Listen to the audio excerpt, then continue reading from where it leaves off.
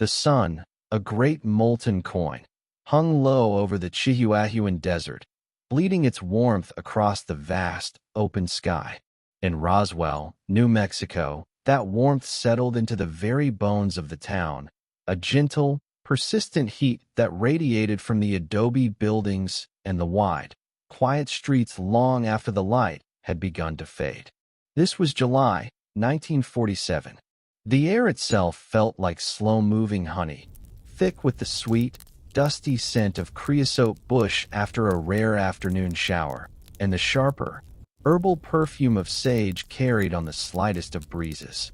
It was a time for sitting on porches, for the slow turning of ceiling fans in dim living rooms, for the unhurried exchange of waves between neighbors as they brought in the mail.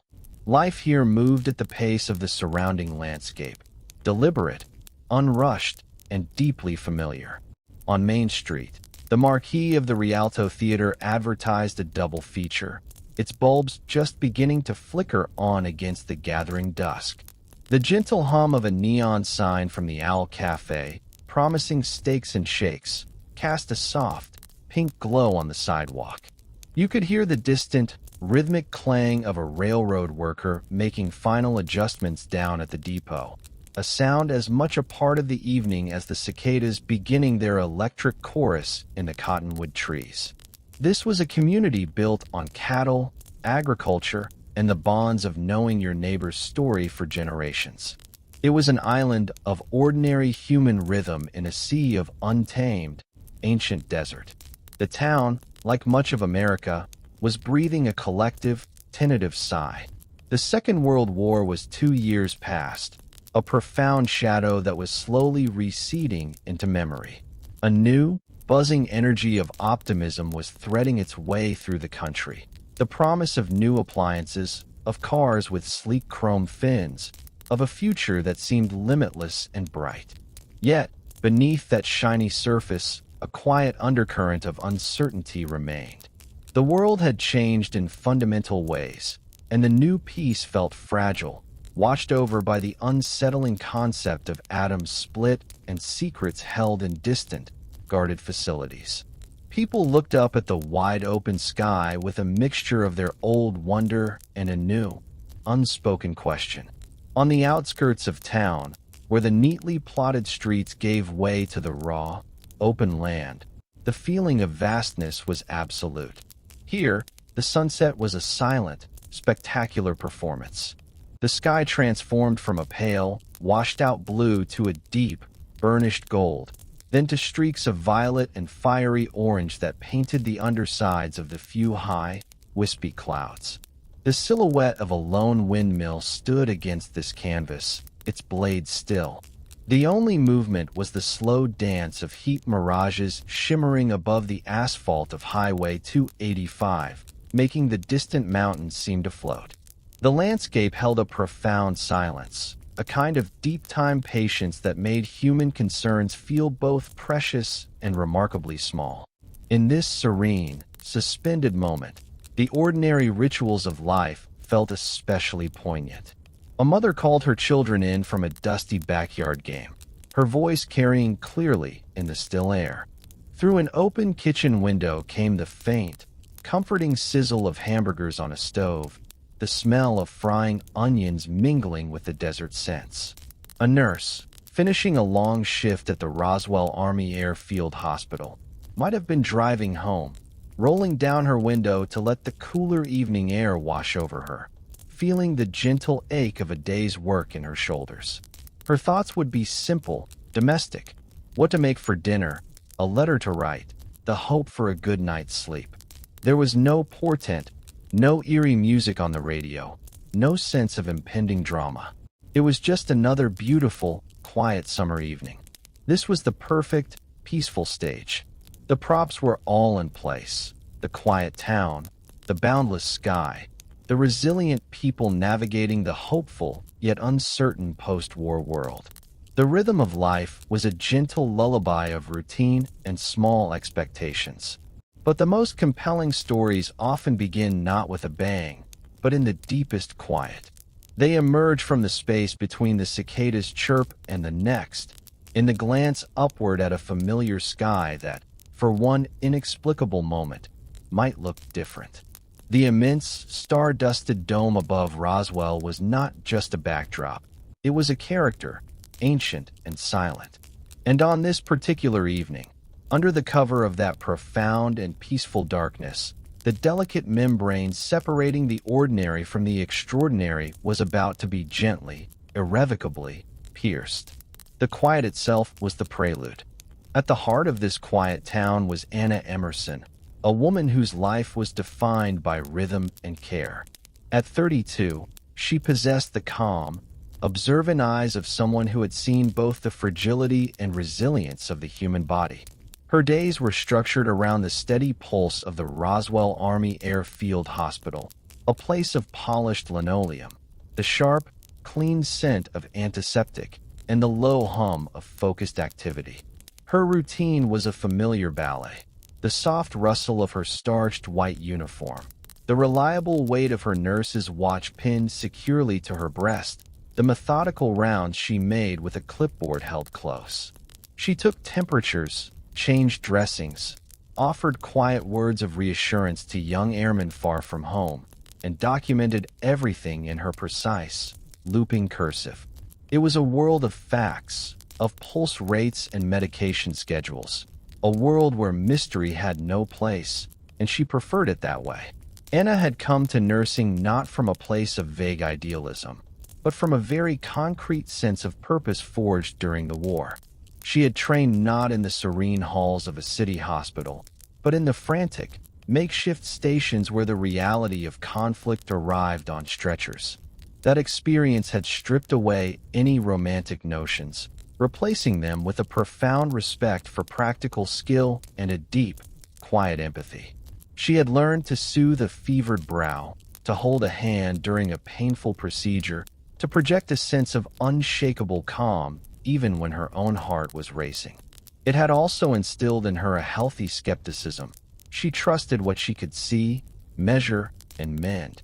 Fantasies and rumors were distractions she had little time for, like static on a radio signal needed for clear communication. Away from the hospital, Anna's life was one of simple, sustaining pleasures. She lived in a small, sun-bleached cottage on the edge of town, its little garden a testament to her patience. With stubborn hollyhocks and a patch of tomatoes she tended in the early morning cool. Her dreams were not grand, but they were deeply felt. She hoped to one day help establish a more modern pediatric wing at the local clinic. She looked forward to the weekly letters from her older brother, now starting a family in Ohio, and saved for a modern refrigerator that wouldn't require a daily block of ice. In the evenings, she might listen to the radio, work on a cross-stitch, or simply sit on her porch step, watching the stars emerge one by one, appreciating the silence after a day filled with beeps and murmurs. She was, in every observable way, a pillar of normalcy, grounded, competent, and deeply trusted by her colleagues and neighbors. Her credibility was her armor. Dr. Henderson relied on her assessments without question. The young orderlies jumped to follow her gentle but firm instructions. Patients often asked for the nurse with the kind voice when they felt afraid. This reputation was something Anna guarded carefully. She understood that in a small town, and especially within the disciplined confines of a military installation, your word was your currency.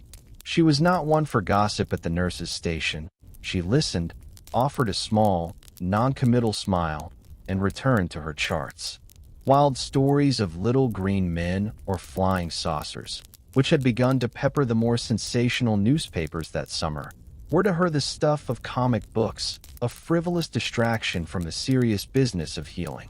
If you had asked her about the possibility of life beyond Earth, she might have conceded it was statistically probable, but would have quickly redirected the conversation to something tangible, like the weather or a new medical protocol. It is this very normalcy that makes her perspective so vital, so compelling. We are not asked to believe a fantasist or a seeker of notoriety. We are invited to see through the eyes of a woman who valued evidence, who found solace in routine, whose entire professional identity was built on documenting the observable truth. She was the last person who would willingly step into a mystery. Her life was a carefully composed melody of duty and quiet hope, a melody she had fought to establish after the dissonance of war. She sought peace, not puzzles. Her nights were for rest, not revelation. But destiny often visits those who are not looking for it, presenting its mysteries to the minds best equipped to record the details, even as their world tilts on its axis. As Anna prepared for another routine night shift, checking her bag for spare pens and her clean cap, her thoughts were on the mundane. The inventory of supplies she needed to order, the lingering cough of a patient in Ward B. She moved through the familiar motions, a portrait of dedicated normalcy, completely unaware that the divide between her world of facts and a world of profound, unsettling mystery was about to dissolve. She never expected that one night shift would reveal secrets that would haunt her for the rest of her life. Secrets she would feel compelled to document not in an official report, but in the private, trembling pages of her diary. The change, at first, was almost imperceptible, a slight shift in the atmospheric pressure of the hospital's usual rhythm. It began not with a declaration, but with a quiet tension that seemed to emanate from the military side of the operation. Anna noticed it late in her afternoon shift. A pair of officers from the 509th Bomb Group, men who usually strode through the corridors with a confident, almost casual authority, moved past the nurse's station with a different gait. Their steps were quicker, their conversation a hushed, clipped exchange that stopped entirely as they noticed her. They offered brief, tight-lipped nods instead of their customary greetings, their eyes avoiding contact, fixed on some middle distance, as if already preoccupied with a problem miles away.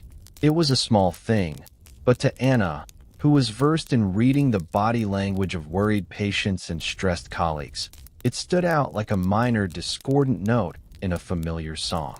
Later, in the staff lounge during her break, the whispers swirled like dust motes in a sunbeam. Another nurse, Sarah, leaned in, her voice low. "Did you hear? Mac Brazel, that rancher out by Corona, came into the sheriff's office this morning talking a mile a minute. Something about wreckage scattered all over his sheep pasture." She paused, stirring her coffee absently. "Not wood or metal," he said. "Strange stuff. Tinfoil that wouldn't crumple." A orderly chimed in, having overheard two mechanics talking about a secret recovery operation north of town, trucks heading out before dawn with unusual tarps. The stories were fragmented, contradictory. A downed weather balloon, a Soviet spy device, something not of this earth. Anna listened while mending a seam on her uniform, offering only a non-committal hum. She filed it away under the usual category of base rumors, which were often more inventive than factual. Yet, the sheer urgency in the telling was new. The hospital itself began to feel the ripple effects. A scheduled delivery of medical supplies was delayed without explanation. A phone call for a senior base doctor ended with the man's face going pale and him uttering a sharp, "I understand. I'm on my way," before leaving his half-eaten lunch. There was an unusual number of jeeps coming and going from the rear entrance, the one that led directly to the more secure areas of the airfield. Anna, returning from checking on a post-operative patient, saw two MPs, military policemen, posted at a corridor junction that normally required no guard. They didn't stop her, but their presence was a silent, imposing statement. The air in the hallway felt cooler, charged with an unspoken protocol. Most telling were the small, human details Anna observed in the faces of the personnel she knew. Captain Lewis, a cheerful flight surgeon who always had a joke for the nurses, passed by with a distracted frown, his mind clearly elsewhere, missing Anna's greeting entirely. A young corporal from the radio shack, usually a font of harmless gossip about pin-up girls and baseball scores, sat alone in the canteen, staring into his coffee, uncharacteristically silent. When Anna asked if he was feeling all right, he jumped slightly, as if startled from a deep thought, and mumbled something about a lot of strange traffic on the wires last night. His hands, she noticed, had a faint tremor. These were not the signs of a routine training exercise or a simple aircraft mishap. This was the behavior of people grappling with something that defied their understanding, a collective unease seeping through the cracks of military discipline. Anna finished her shift with a growing, low-grade curiosity. As she walked to her car in the purple twilight, the vast New Mexico sky felt different overhead. It no longer seemed like just a beautiful, empty expanse. It felt like a curtain, and something had momentarily slipped from behind it, leaving the entire base holding its breath. She drove home, the gossip and the guarded faces replaying in her mind. She was a skeptic, but she was also a professional observer. Something was happening.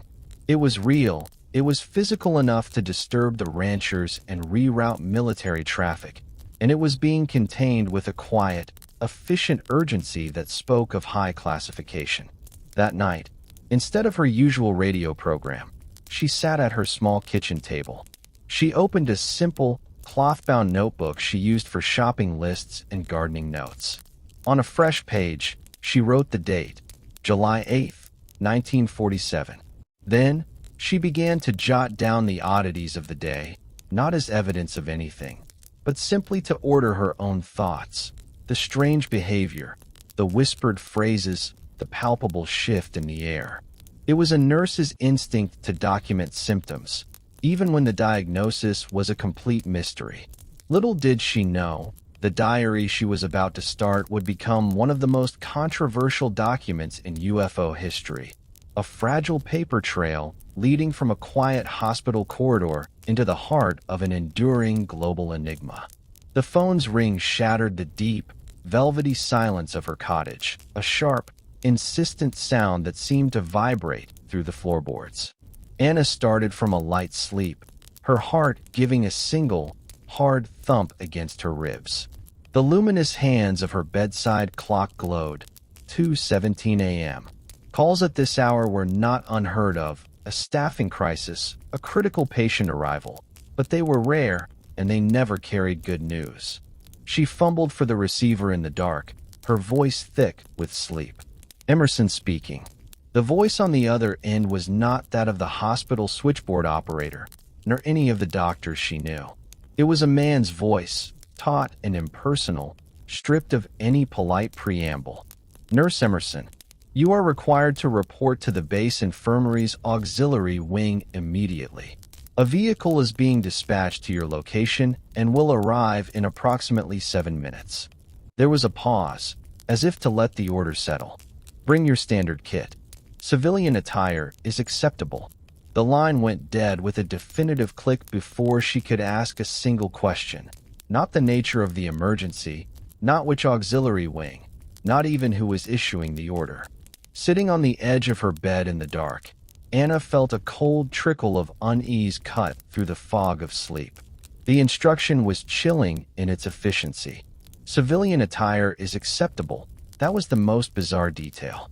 In any true medical crisis, minutes mattered, and the time to change into her uniform would be a frivolous waste. The fact that they did not want her in her nurse's white suggested this call was about something else, her specific skills, perhaps, but not her public role. It meant anonymity. It meant secrecy. Professional duty warred with a deep, instinctual caution. She had obeyed urgent calls before, but never one that felt so deliberately detached, so clinical in its secrecy.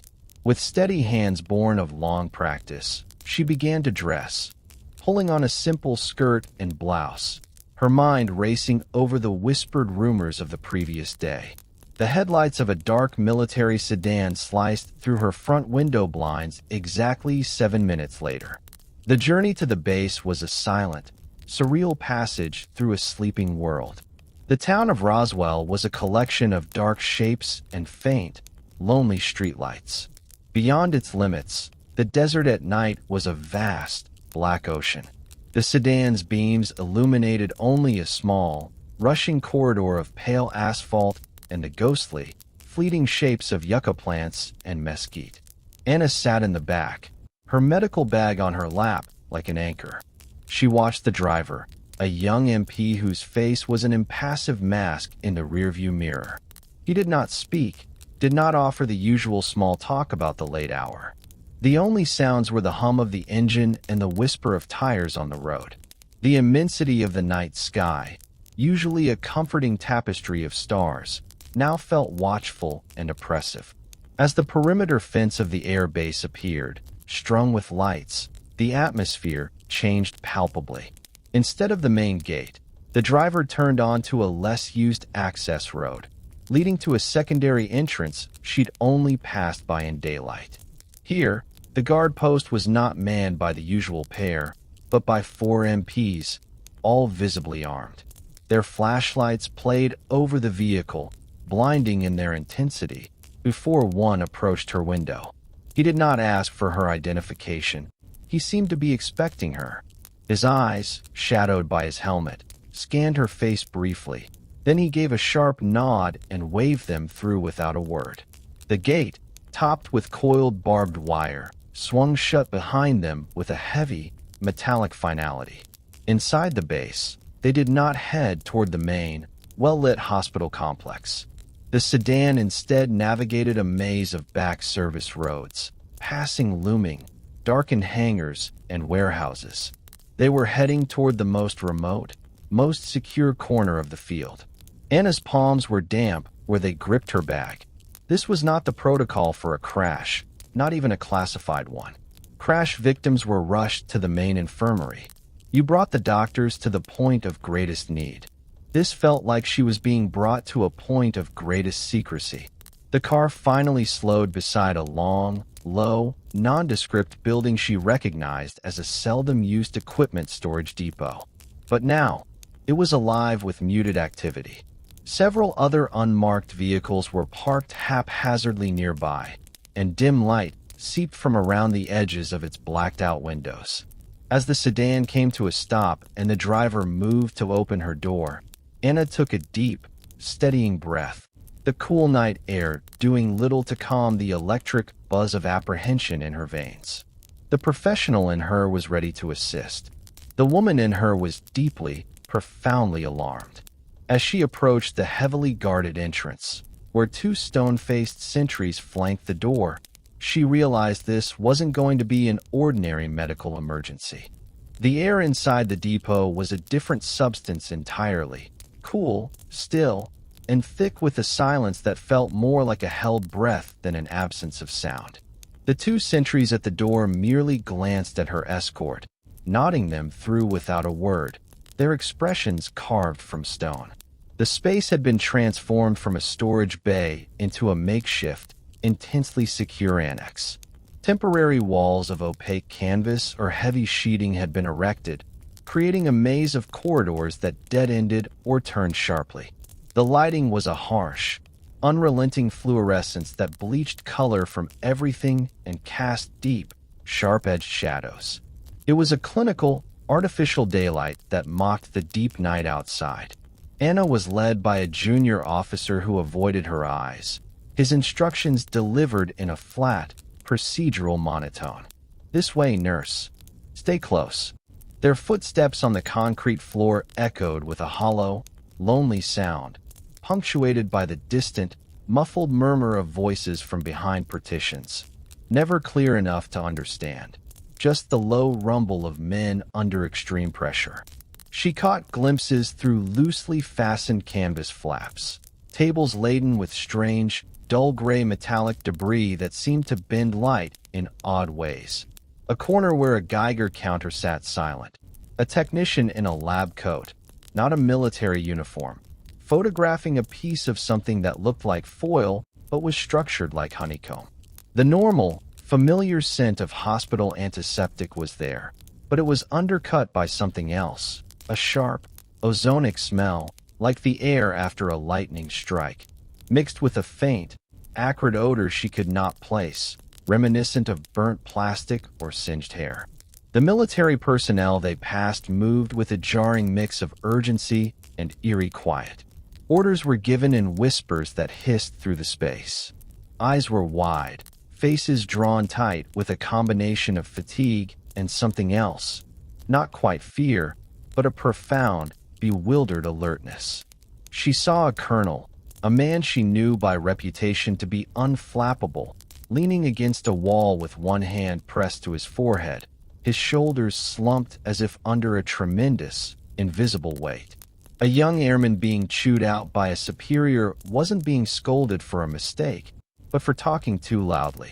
The very atmosphere was charged with the energy of a contained explosion, a reality that had been fractured and was now being desperately pieced back together behind these closed doors. They reached a small, stark anteroom. An officer with a clipboard, his captain's bars gleaming under the lights, stepped forward. His demeanor was not hostile, but it was impenetrably formal. "Nurse Emerson, your cooperation is essential and will be considered a matter of national security." He presented her with a single sheet of paper on a clipboard. It was a non-disclosure agreement, but its language was more severe than any she had seen, invoking the Espionage Act and stating the classification level as above top secret. The line for her signature glowed white on the page. A pen was offered, not handed. There was no discussion, no explanation of what she was about to see.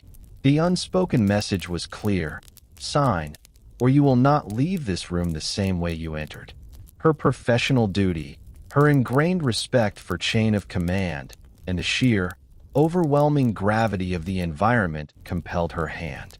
She signed her name, the pen scratching loudly in the quiet room. The officer took the clipboard, gave her a long, measuring look, and said quietly, "What you see here tonight never happened. Your medical skills are needed. Focus on that. Do not ask questions. Do not speak of this. Ever." The warning hung in the air, colder than the conditioned breeze from a vent above. Finally, she was directed toward a sealed doorway flanked by two more MPs. One of them opened it, revealing not an operating theater, but a large examination room that was bitterly cold. The chill rolled out in a wave, raising goosebumps on her arms. The room was brilliantly lit, every surface gleaming white tile and stainless steel.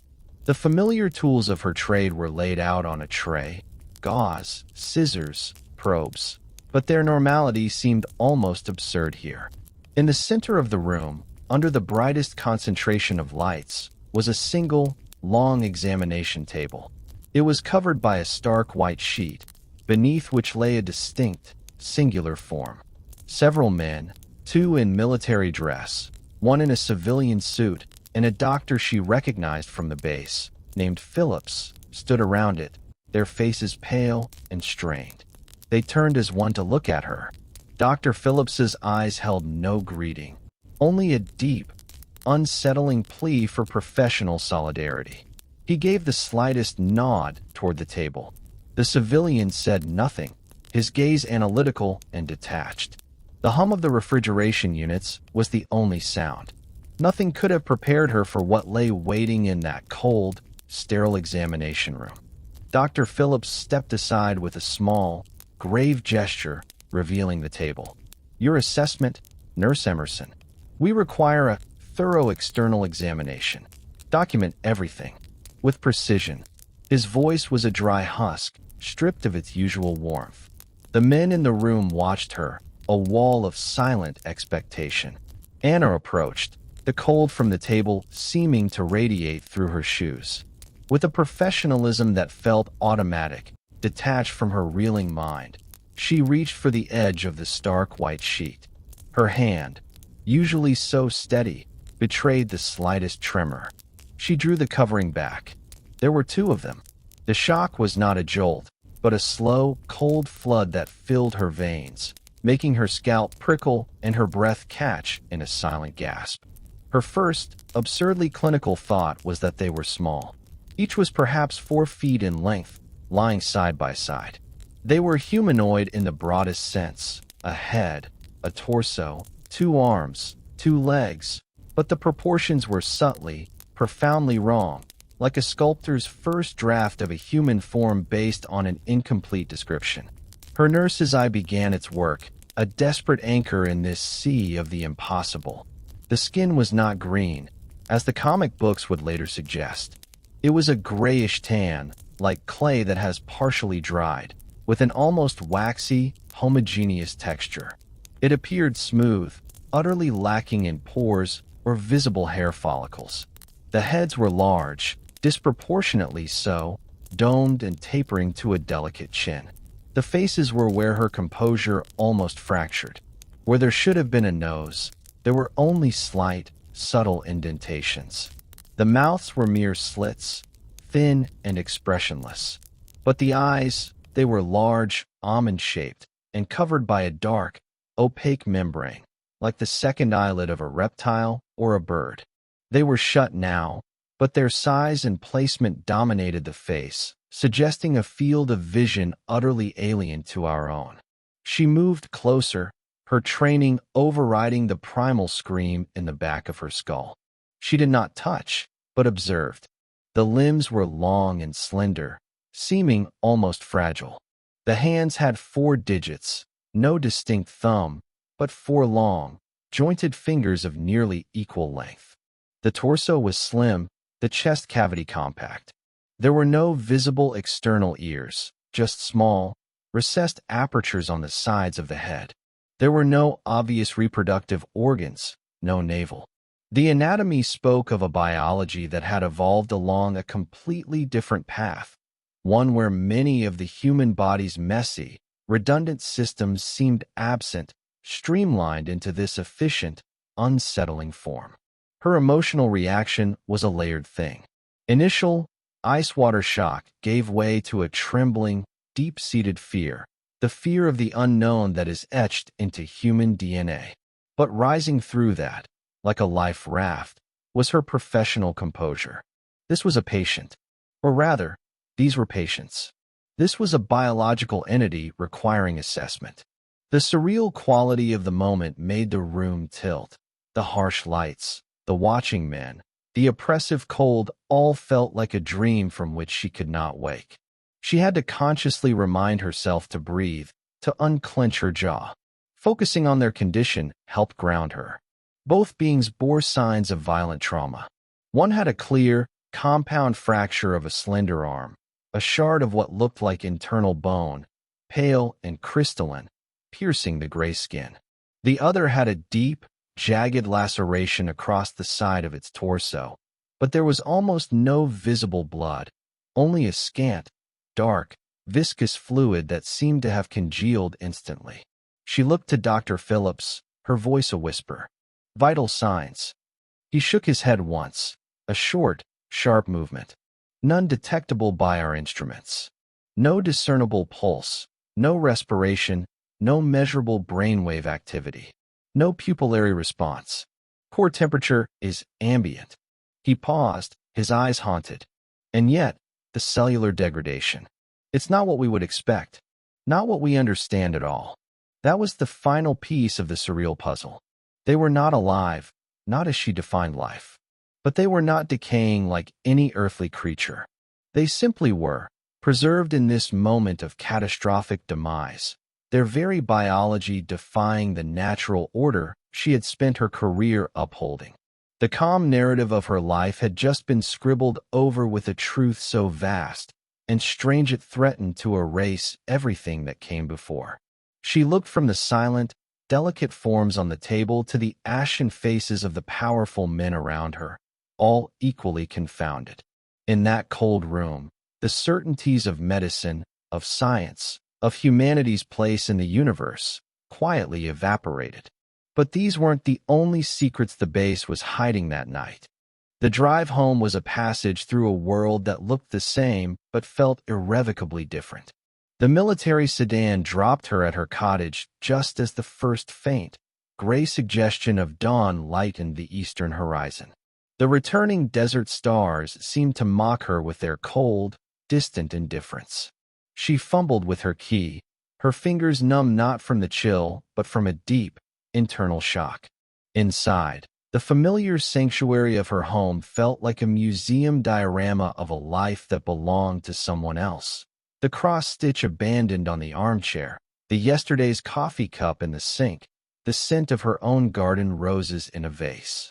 Normalcy had become a fragile shell, and she had just peered into the dizzying void beneath it. Cognitive dissonance settled over her like a heavy, smothering blanket. One part of her mind, the trained, logical nurse, replayed the examination with clinical detachment, the specific angle of the fracture, the waxy texture of the skin, the anomalous absence of decay.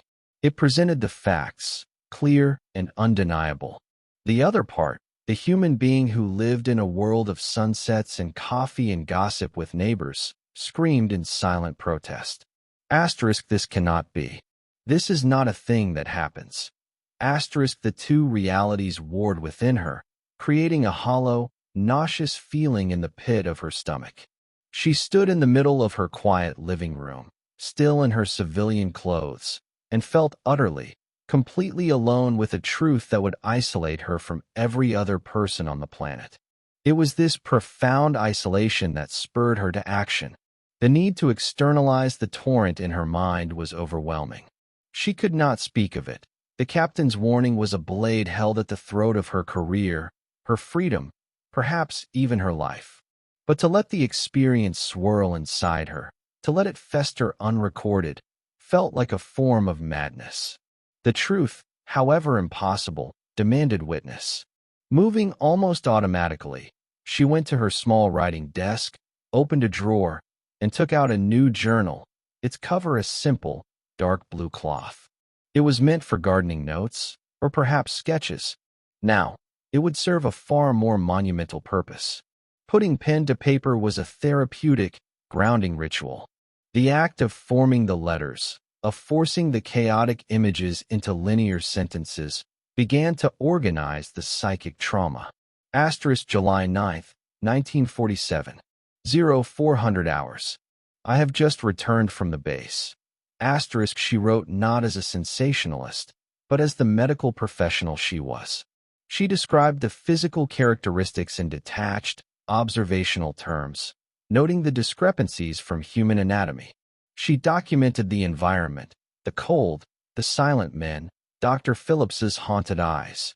The writing became a sanctuary, a private confessional where the event could be real without the immediate danger of being spoken aloud. With each sentence, the weight pressing on her chest lessened a fraction, transferred from her soul to the page.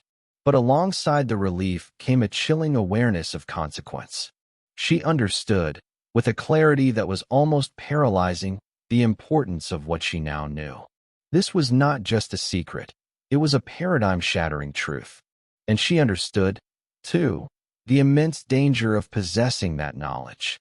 The severity of the document she signed, the armed guards, the absolute control of information, it all pointed to a machinery of secrecy that would not hesitate to crush anything or anyone that threatened its control of the narrative. The diary in her hands was no longer just a personal outlet. It was potential evidence. It was a dangerous, radioactive object. The weight of secrecy was a boulder on her shoulders, but the need to document the truth was a fire in her heart. To not record it felt like a betrayal of science, of history, and of her own senses. She paused, pen hovering over the paper, and looked out the window. The sky was turning a soft periwinkle, washing the desert in a gentle, innocent light. The world was waking up to an ordinary day, completely unaware that its definition of ordinary had been shattered in a cold room on an airbase just hours before.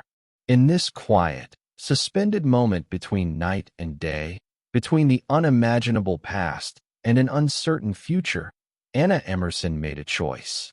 She would bear the weight. She would tend the fire. The truth, her truth, would not be entirely erased.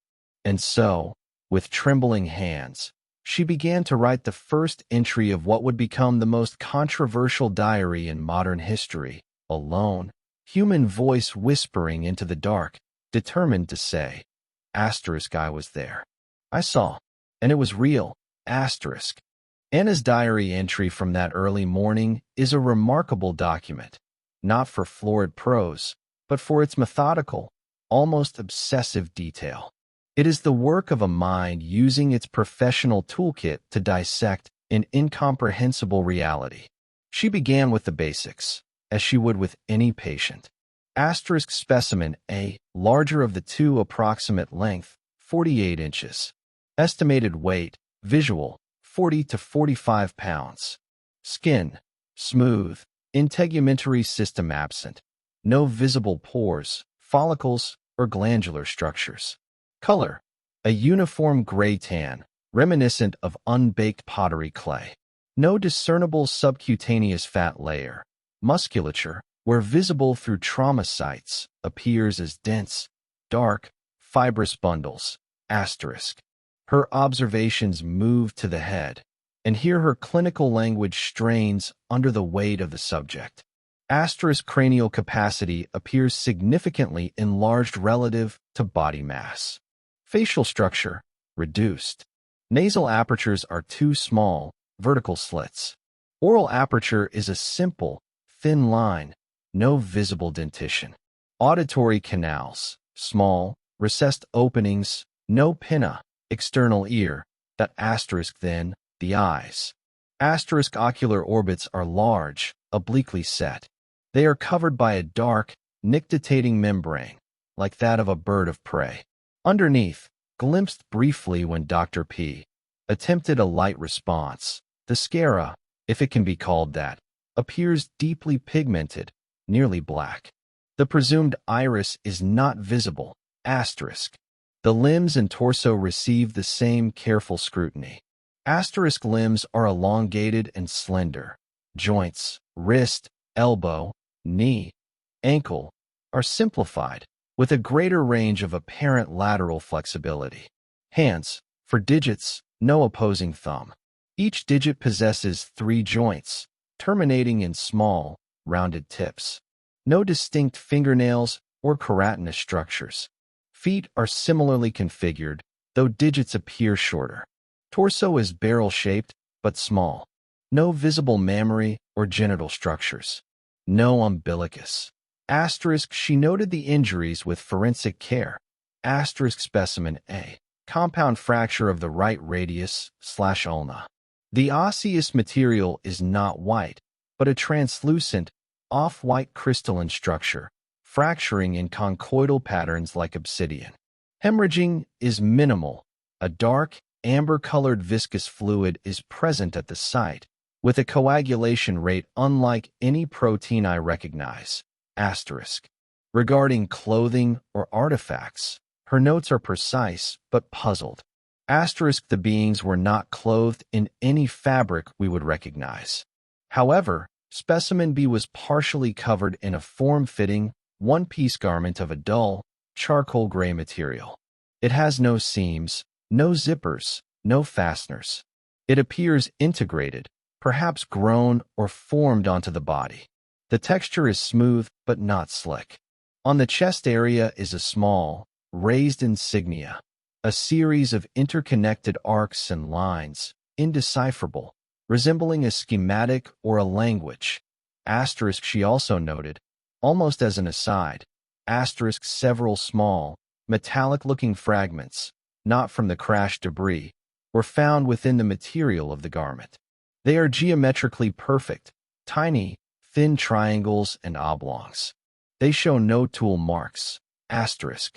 Her comparisons to human physiology are where her scientific curiosity shines through the shock. Asterisk. Similarities are superficial, bilateral symmetry, cephalization, a head, quadrupedal limb arrangement. The differences are foundational. The skeletal structure appears to be a single, continuous crystalline matrix rather than separate calcified bones.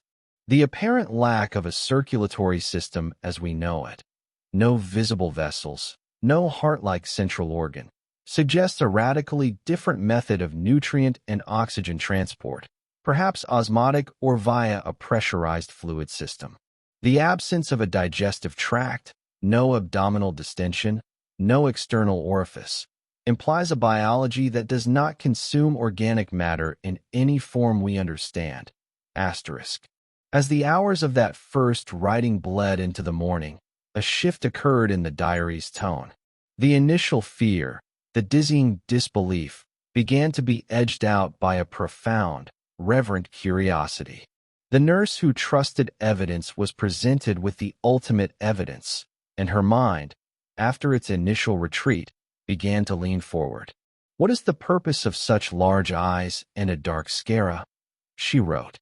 Lowlight adaptation, perception of a broader spectrum, the simplified respiratory system, those small nasal slits, hints at an atmosphere different from our own, perhaps thinner, perhaps processed elsewhere. The garment, is it protection or part of them? The questions poured out, unanswerable but essential. Her professional instinct to understand, to diagnose, had found its ultimate, if terrifying, expression. She was no longer just a witness to a secret. She was an unwilling, but deeply attentive, student of the impossible. But the physical descriptions were only the beginning. What she witnessed them do would challenge everything she thought she knew about consciousness.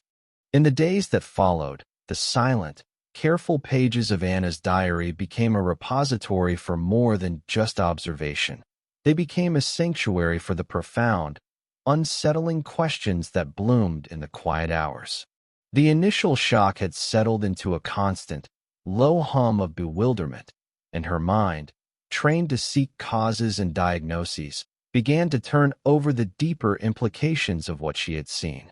The most immediate question was one of origin. Where did they come from? She wrote, the ink seeming to falter on the page.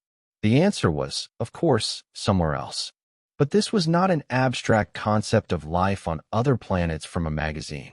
This was evidence, physical and broken, on a steel table. Did they come from Mars, as the pulp novels speculated? From a star system whose name we did not yet know? From a dimension that brushed against our own?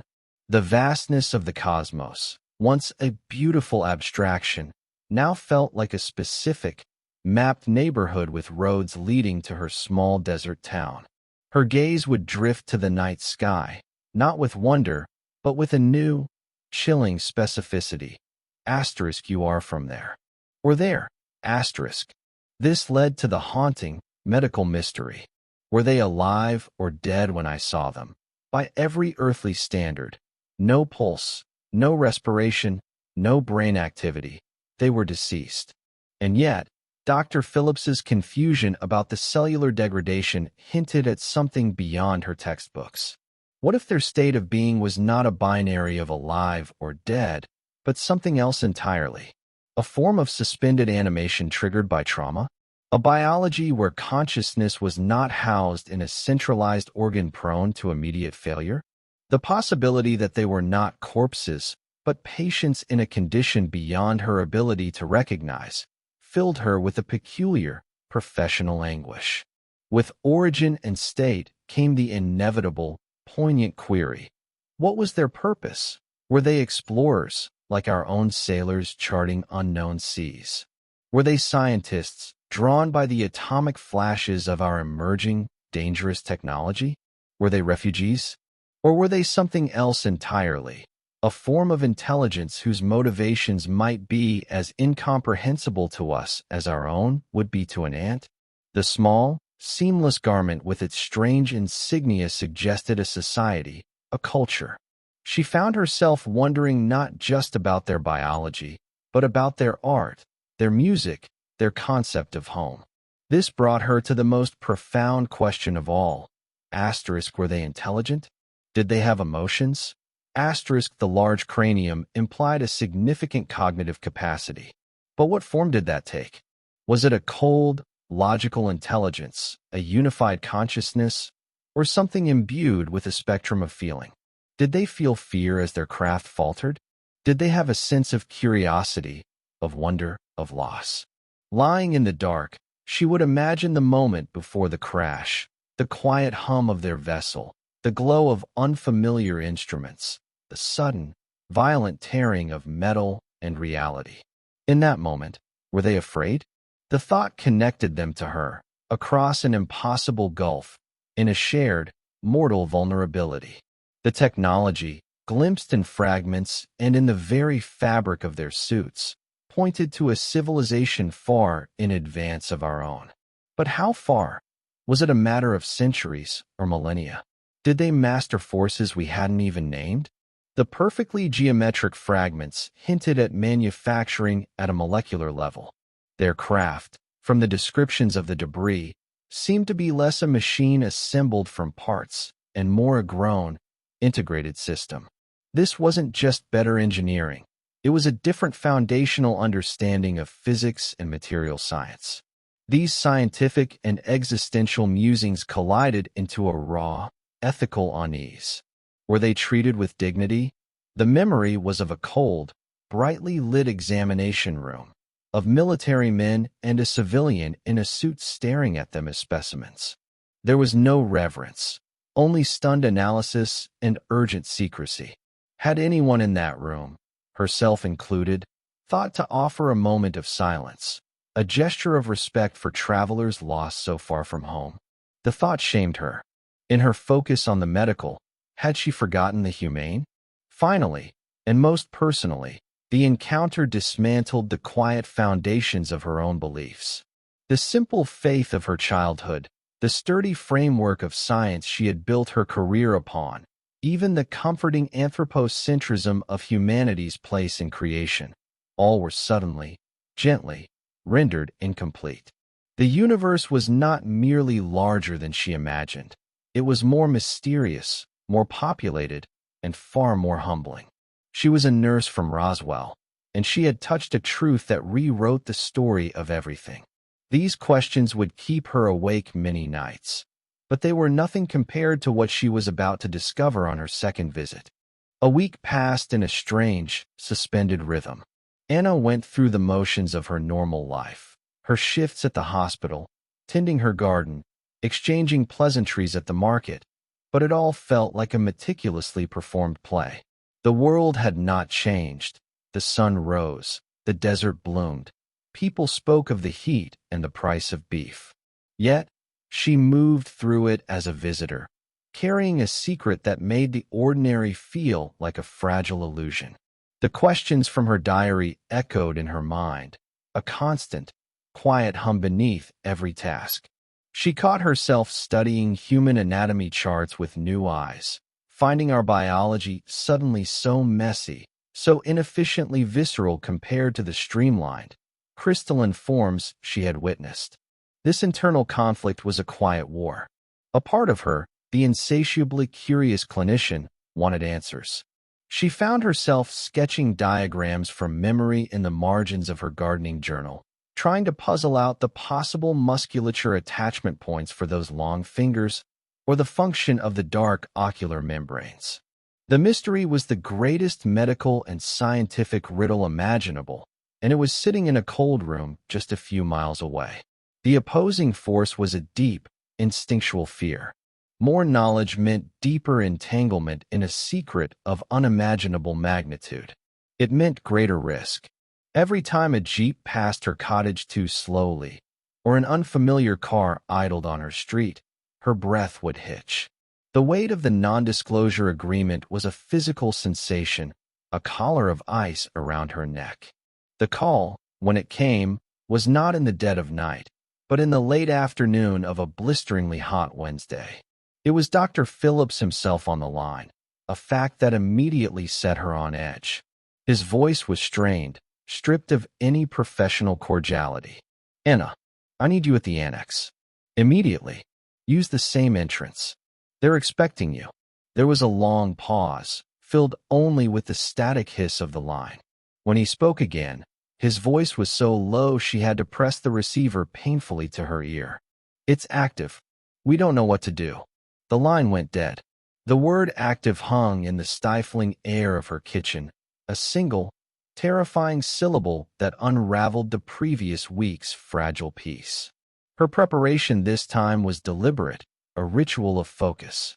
She changed into her uniform, not because she was told to, but because it was her armor, the symbol of her professional purpose. She looked at herself in the mirror, straightening her cap, meeting her own frightened eyes. "You are a nurse, she told herself. Asterisk you assess. You observe. You care. Asterisk she quelled the rising panic by methodically packing her medical bag, checking each instrument, each roll of gauze. But alongside the stethoscope and scissors, she made two small, illicit additions. She sewed a tiny, foldable notepad and a short, sharp pencil into the inner lining of her cuff. She practiced the motion of extracting them with one hand, a smooth, unnoticed gesture. Her observational skills would not just be mental, they would be recorded in real time. The drive to the base felt shorter, the landscape already tainted with the memory of her last journey. The same young MP was her driver, his silence now familiar. As they approached the secondary gate, the security was visibly intensified. Two sandbag emplacements flanked the entrance, and she counted 6 MPs, their postures rigid.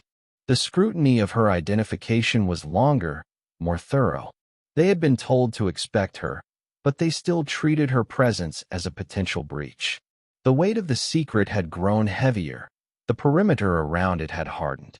Walking from the car to the depot entrance, the desert sun beat down, but she felt cold. Her mind was a whirlwind. Active. What could that possibly mean? Had they been wrong about the lack of vital signs? Was there some form of delayed biological process? The possibility that the beings were not static specimens, but entities in a state of change, sent a fresh wave of dread through her. This was no longer just about post-mortem examination. This was about interaction. As she nodded to the stone-faced sentries and the heavy door was opened for her, the sterile, chilled air washed over her. The humming of the refrigeration units was louder, more frantic. This time, they needed her expertise for something even more extraordinary and more disturbing. The scene inside the annex was one of controlled panic. The air vibrated with a low, tense energy, and the usual hushed voices were edged with sharp, urgent whispers. Dr. Phillips met her just inside the doorway, his face a mask of professional composure barely containing profound alarm. He didn't speak, simply gestured for her to follow him past the first examination room to a secondary, smaller chamber. In this room, the centerpiece was not a steel table, but a kind of clear, rigid containment unit, a hastily modified isolation chamber, resting on a platform. Inside lay one of the beings. It was the smaller of the two from her first visit, the one with the torso laceration. But everything was different. The dark ocular membranes were partially open, revealing the deep, dark pools of the scara beneath. The slit of a mouth was moving in tiny, rapid, panting motions. Most startlingly, one of its long-fingered hands was pressed against the inside of the clear wall, its tips splayed. The being was not just present, it was aware. Vital signs are anomalous, but present, Dr. Phillips whispered, his eyes never leaving the chamber. We're detecting rhythmic electromagnetic fluctuations from the cranial area. There's a subtle bioluminescent pulsing at the injury site.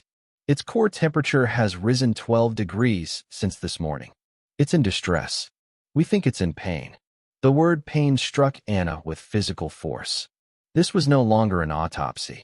This was a medical emergency for a patient whose physiology was a complete mystery. Her training kicked in, but it was like trying to navigate with a map of the wrong continent. She approached the chamber slowly, her movements calm and deliberate, as she would with any frightened, injured creature. The being's head turned slightly toward her movement. She saw no pupil to contract, no iris to dilate, but she felt the weight of its attention. "Can you hear me?" she asked softly, her voice steady. "We want to help you." There was no verbal response, of course, but the being's hand slid down the clear wall of fraction, its movements weak and tremulous. Communication became a dance of intuition. She raised her own hand, mirroring its position on the outside of the wall, not touching, but acknowledging. The being watched.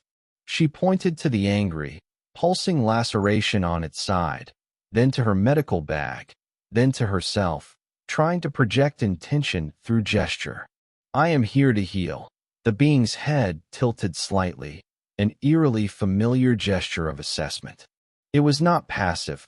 It was observing her as intently as she was observing it.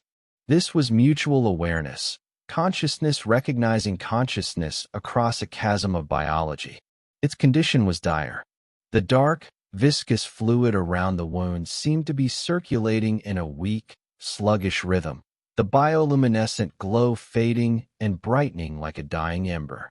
She could see the fibrous, dark muscle tissue beneath, and what looked like snapped strands of that same crystalline matrix that served as bone.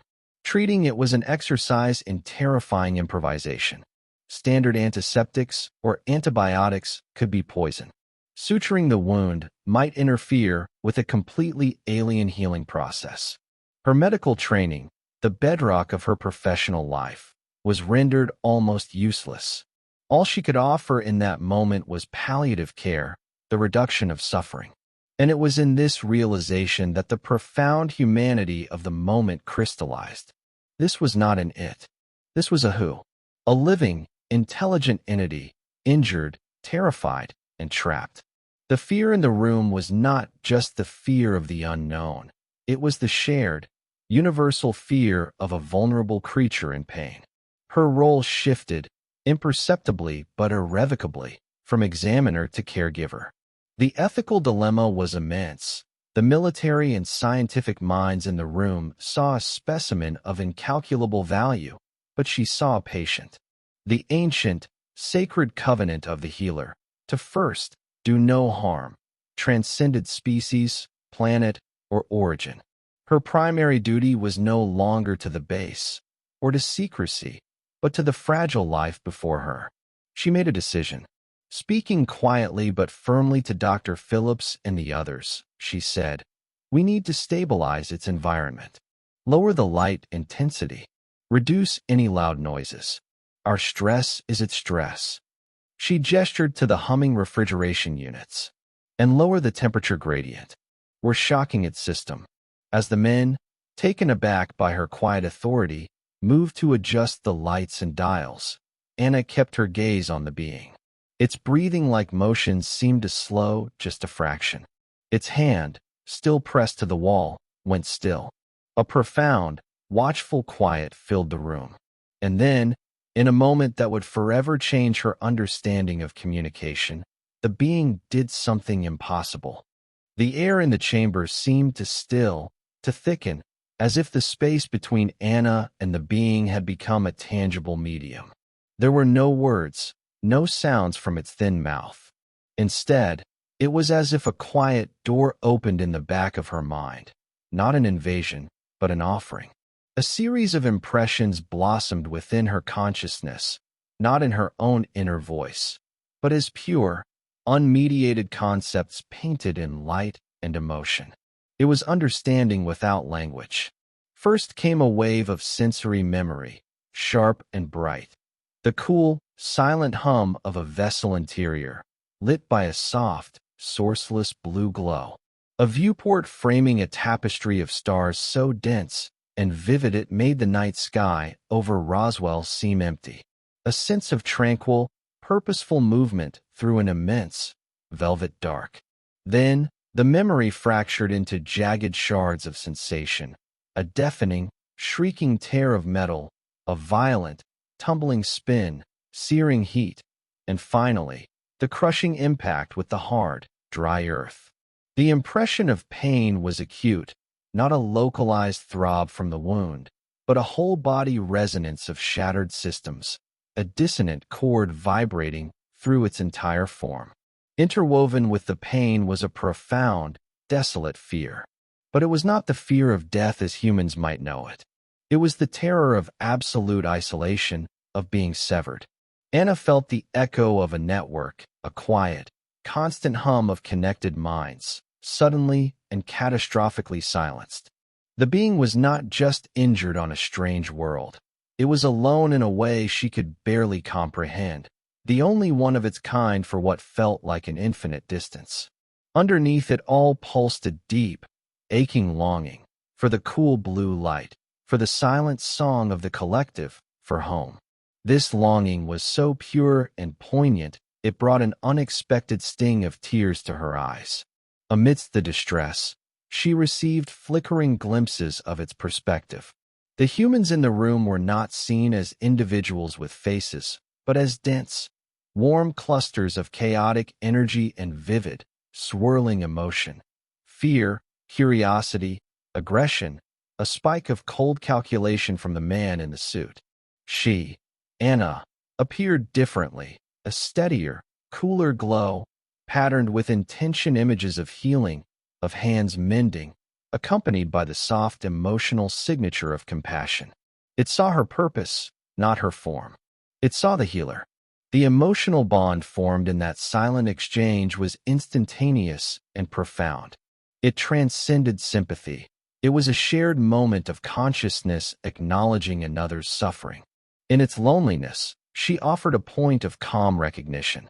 In her helplessness, it offered a glimpse of its reality. They were, for a handful of heartbeats, simply two beings connected by the fragile thread of awareness in a cold, bright room. The vast gulf of biology, technology, and origin momentarily collapsed under the weight of a shared, mortal experience. Documenting this later would be her greatest challenge. How does one describe the taste of a color or the shape of a feeling received directly into the soul? Her diary entry from that night would be filled with hesitations, crossed-out words, and desperate metaphors. It was not hearing, she wrote, but a kind of knowing that arrived whole. Like remembering a dream from someone else's mind. I felt its loneliness as a physical chill. I saw its home not with my eyes, but as a certainty in my heart. She struggled to confine the ineffable to the lines on a page, knowing she was failing to capture its essence, but compelled to try, to prove to herself it was real. This silent communion lasted only a minute or two, but it stretched into a pocket of eternity. The being's energy, already faint, seemed to wane, the impressions growing softer, fading like a distant radio signal. Its hand slipped from the wall, and the dark ocular membranes began to close slowly, the profound gaze withdrawing. The connection didn't break. It gently dissolved, leaving behind a resonant quiet in her mind and a deep, sorrowful hollow in her chest. She had touched another mind, and in doing so, had understood the true tragedy of its situation on a level that would haunt her forever. But the connection was abruptly severed when the men in dark suits arrived. The profound silence following the connection was shattered by the sharp, authoritative click of dressed shoes on the concrete floor. A new chill entered the room, unrelated to the refrigeration units. The small cluster of officers and Dr. Phillips stiffened, their postures shifting from focused concern to something like apprehension. Two men entered, and they were unlike anyone else on the base. They wore immaculate, dark suits of a severe, slightly outdated cut, their white shirts stark, their black ties perfectly knotted. Their faces were pale, almost bloodless, and their eyes moved with a cold, scanning efficiency that missed nothing. They carried no obvious rank insignia, but their authority was absolute and immediate. The senior officer in the room, a major, actually took a half-step back. "Sir," he said, his voice tight. The lead suit gave no acknowledgement. His gaze swept over the containment chamber, the instruments, the personnel, and finally settled on Anna. It was a look devoid of curiosity or humanity. It was an assessment of a variable in an equation. "The facility is now under our jurisdiction," he stated, his voice flat and nasal, without regional accent. "All personnel will be debriefed, starting with the civilian medical staff." His eyes locked onto Anna. "Nurse Emerson, this way." The atmosphere transformed instantly. The earlier urgency of the medical emergency was smothered by a new, heavier tension, the tension of containment. The men in the room who moments before had been fellow caregivers, however baffled, now averted their eyes from her, becoming mere fixtures. Dr. Phillips looked at her, a flicker of helpless apology in his eyes before his expression went carefully blank. She was no longer part of the team. She was a security issue. They led her to a small, windowless room nearby, furnished only with a metal table and 2 chairs. The interview was an exercise in controlled intimidation. The second suit remained standing by the door, motionless. The lead sat across from her, placing a slim, black leather folder on the table, but never opening it. Describe, in exact detail, every observation you have made since your first summons. His tone allowed for no refusal, no preamble. He asked cold, precise questions. What were the exact physical dimensions? What color was the skin? Did you observe any form of communication? Who else have you spoken to about your duties here? Each answer was met with a silent stare, as if he were measuring it against some invisible transcript. The threats were never shouted, which made them more potent. They were woven into the fabric of his language, delivered in that same monotone. Your cooperation is noted. Continued cooperation is essential for your future well-being. The information you possess is classified at a level you cannot comprehend. Its disclosure is tantamount to treason. The interests of national security supersede all personal curiosity. You must understand the consequences of forgetting that. The word consequences hung in the sterile air, unadorned by specifics, which allowed the imagination to conjure the worst. Not just job loss, but disappearance, disgrace, and accident. Finally, he slid a single-page document from his folder. It was another non-disclosure agreement, but the language was more draconian, citing statutes she had never heard of.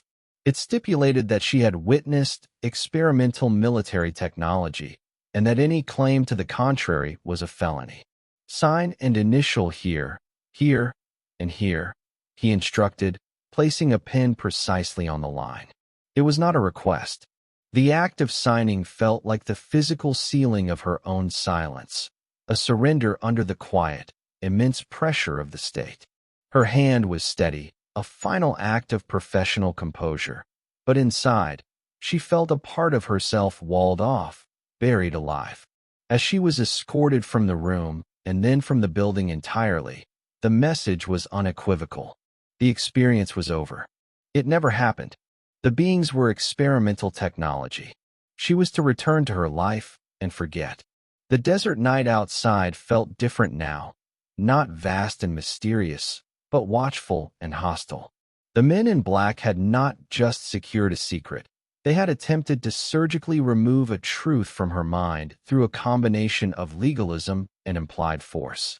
But as she was driven home, her hand resting over the cuff of her uniform where the tiny notepad was hidden, she felt a quiet, defiant spark. They could command her silence, but they could not command her memory.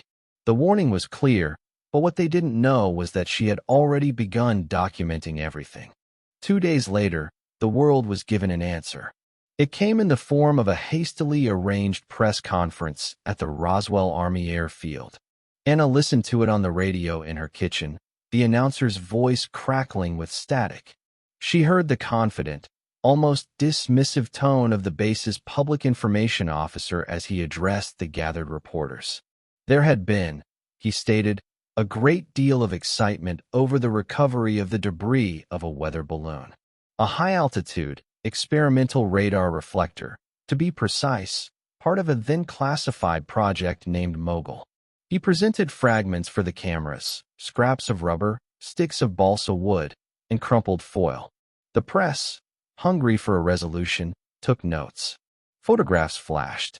Sitting at her table, a cold cup of coffee forgotten before her, Anna felt a wave of such profound, disorienting irony it left her breathless. The serene, isolated terror of the containment chamber, the silent brush of another consciousness, the crystalline fracture of alien bone, all of it was being neatly packaged and dismissed as a misidentified balloon. The debris shown was a prop, a pathetic pantomime of the strange, memory metal and geometric fragments she had glimpsed. The official story was not just a lie. It was an insult to the intelligence of everyone involved and to the staggering reality of the event itself. The shutdown that followed was swift and total. Local newspapers that had breathlessly reported a flying disc now ran meek retractions. The Roswell Daily Record's headline shifted from sensation to sheepish compliance. Questioning voices among the ranchers and first responders were met with visits from polite, firm military personnel. Public speculation, which had buzzed like a shaken hive, was abruptly smoothed over. The human capacity for accepting authority, for preferring a tidy explanation over a messy, world-altering truth, proved immense. America had a balloon. The story was over. Life moved on. For Anna, this public closure only deepened her isolation. She walked through the town where people now joked about this silly saucer scare, and she had to force a smile, to nod in agreement. She performed her duties at the hospital where the gossip had utterly died, replaced by talk of baseball and the summer heat. The cognitive dissonance was a constant, low-grade nausea. She lived in two parallel realities, the public one of accepted normalcy, and the private, silent one where she held the key to the century's greatest secret. Smiling at a neighbor, buying groceries, listening to the radio comedy shows. All of it became an act, a performance of ignorance that chafed against her soul like a woolen sweater on sunburned skin. Yet, within this enforced silence, she began to notice subtle signs, the faint, encrypted signals of others who also knew the lie for what it was. At the hospital, a maintenance man who had been out to the north pasture during the cleanup caught her eye in the hallway. He didn't speak, but gave the slightest, slow shake of his head before looking away. A clerk from the base commander's office, getting a coffee, stood near her and murmured under his breath, "Balloons. Right," before walking off without another word. These were not invitations to conspiracy. They were quiet acknowledgments of a shared, burdensome truth, a way of saying I know, too, and I also must be silent. The most poignant moment came from Dr. Phillips. Passing her in an otherwise empty corridor, he paused. He didn't look at her, but stared straight ahead at the wall. His voice was so low she almost didn't hear it. The patient expired. No remains. He then cleared his throat, said, "Carry on, nurse," in a loud, formal tone, and continued walking.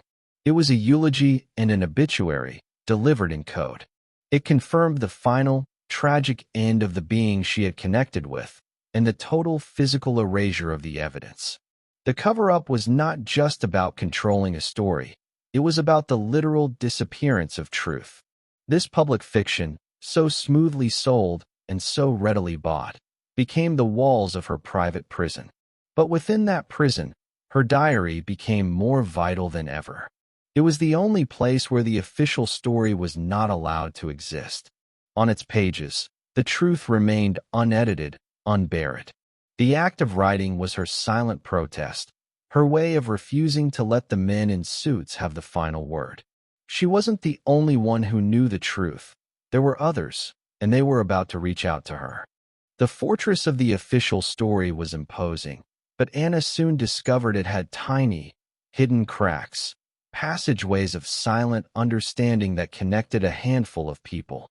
It began with Sarah, the nurse from the lounge who had first whispered about the rancher's strange debris. A week after the press conference, they found themselves alone in the linen supply closet. Sarah was counting sheets, her back to Anna. Without turning, her voice barely audible, she said, "They made me sign a paper. Twice." She finally looked over her shoulder, her eyes searching Anna's. The second one, it had more words. Scary words. It wasn't an accusation. It was a probe, a delicate tap on the wall of silence to see if it echoed on the other side. Anna met her gaze, allowing her professional mask to soften for just a second. She gave a single, slow nod. "I know the one," she murmured, turning to check a clipboard. No more needed to be said. That tiny exchange was a bridge built. Later, it was Robert, an X-ray technician, who lingered after developing a film. "Funny thing," he said casually, polishing a glass plate. "Had a portable unit requested for the annex last week. never got to develop the plates they took. Officer took the whole cassette. He looked up, his expression neutral. Heard they were doing some exotic zoology out there. For high-altitude research. The sarcasm in the last phrase was a finely crafted blade. Anna simply replied, "Is that so?" And his slight, knowing smirk was all the confirmation she needed. These careful, coded conversations became a lifeline. Each one was a quiet act of validation, a profound relief. When the orderly, Mike, who'd driven some of the early debris runs, muttered about metal that wouldn't stay bent as he mopped the floor, it wasn't just gossip. It was corroboration. It meant the images in her mind, the sensations in her diary, were not a hallucination or a dream. Others had seen the physical impossibility. Others had felt the chilling weight of the cover-up. This shared, unspoken reality was a sanctuary. They were a small congregation, worshiping a forbidden truth in total silence. Their solidarity was expressed in glances and gestures, not speeches. A shared look of weary irony when the base commander gave a speech about transparency and duty. A brief, supportive touch on the shoulder during a stressful shift from Sarah, carrying a world of unspoken empathy. The simple, powerful comfort of not being alone. In a world that had officially decided the extraordinary was ordinary, they were the keepers of a different flame. Their agreement was implicit. We know. We cannot say, but we see each other. This network, however, was not an organized conspiracy. It was a scatter pattern of individuals, each carrying their own fragment of the puzzle. They did not share documents or compare notes openly. Instead, they developed a silent pact of parallel preservation. Anna understood that if her diary were the only record, it was vulnerable. But if Sarah kept her own notes in a recipe box, and Robert hid his memories in the false bottom of a tool case, and Mike simply held his truth in his heart, then the story became harder to erase. The truth was decentralized, scattered like seeds in a field. The pact, formed in glances over sterilized instruments and hushed words in supply rooms, was one of ultimate trust. It was never formally stated, but it was understood. If anything happens to one of us, the rest will remember. We will carry it. The story does not die with the storyteller. This gave their silent knowledge a purpose beyond personal burden. They were not just witnesses, they were custodians. For Anna, this brought a fragile sense of peace. The loneliness of the secret was alleviated. The weight was not lifted, but it was now distributed across several shoulders. She could look at Sarah across a patient's bed and see not just a colleague, but a fellow traveler in a reality no one else could see. It made the performance of normalcy slightly easier to bear, knowing she had understudies in the wings who knew the real lines. Together, they formed a silent network of witnesses, a human chain holding fast to a truth the world was determined to forget. But their safety was about to be threatened. The first sign was a car, a dark, unmarked sedan with a dull finish, parked 2 houses down from her cottage for 3 consecutive evenings. It was empty, but its presence felt like a staring eye.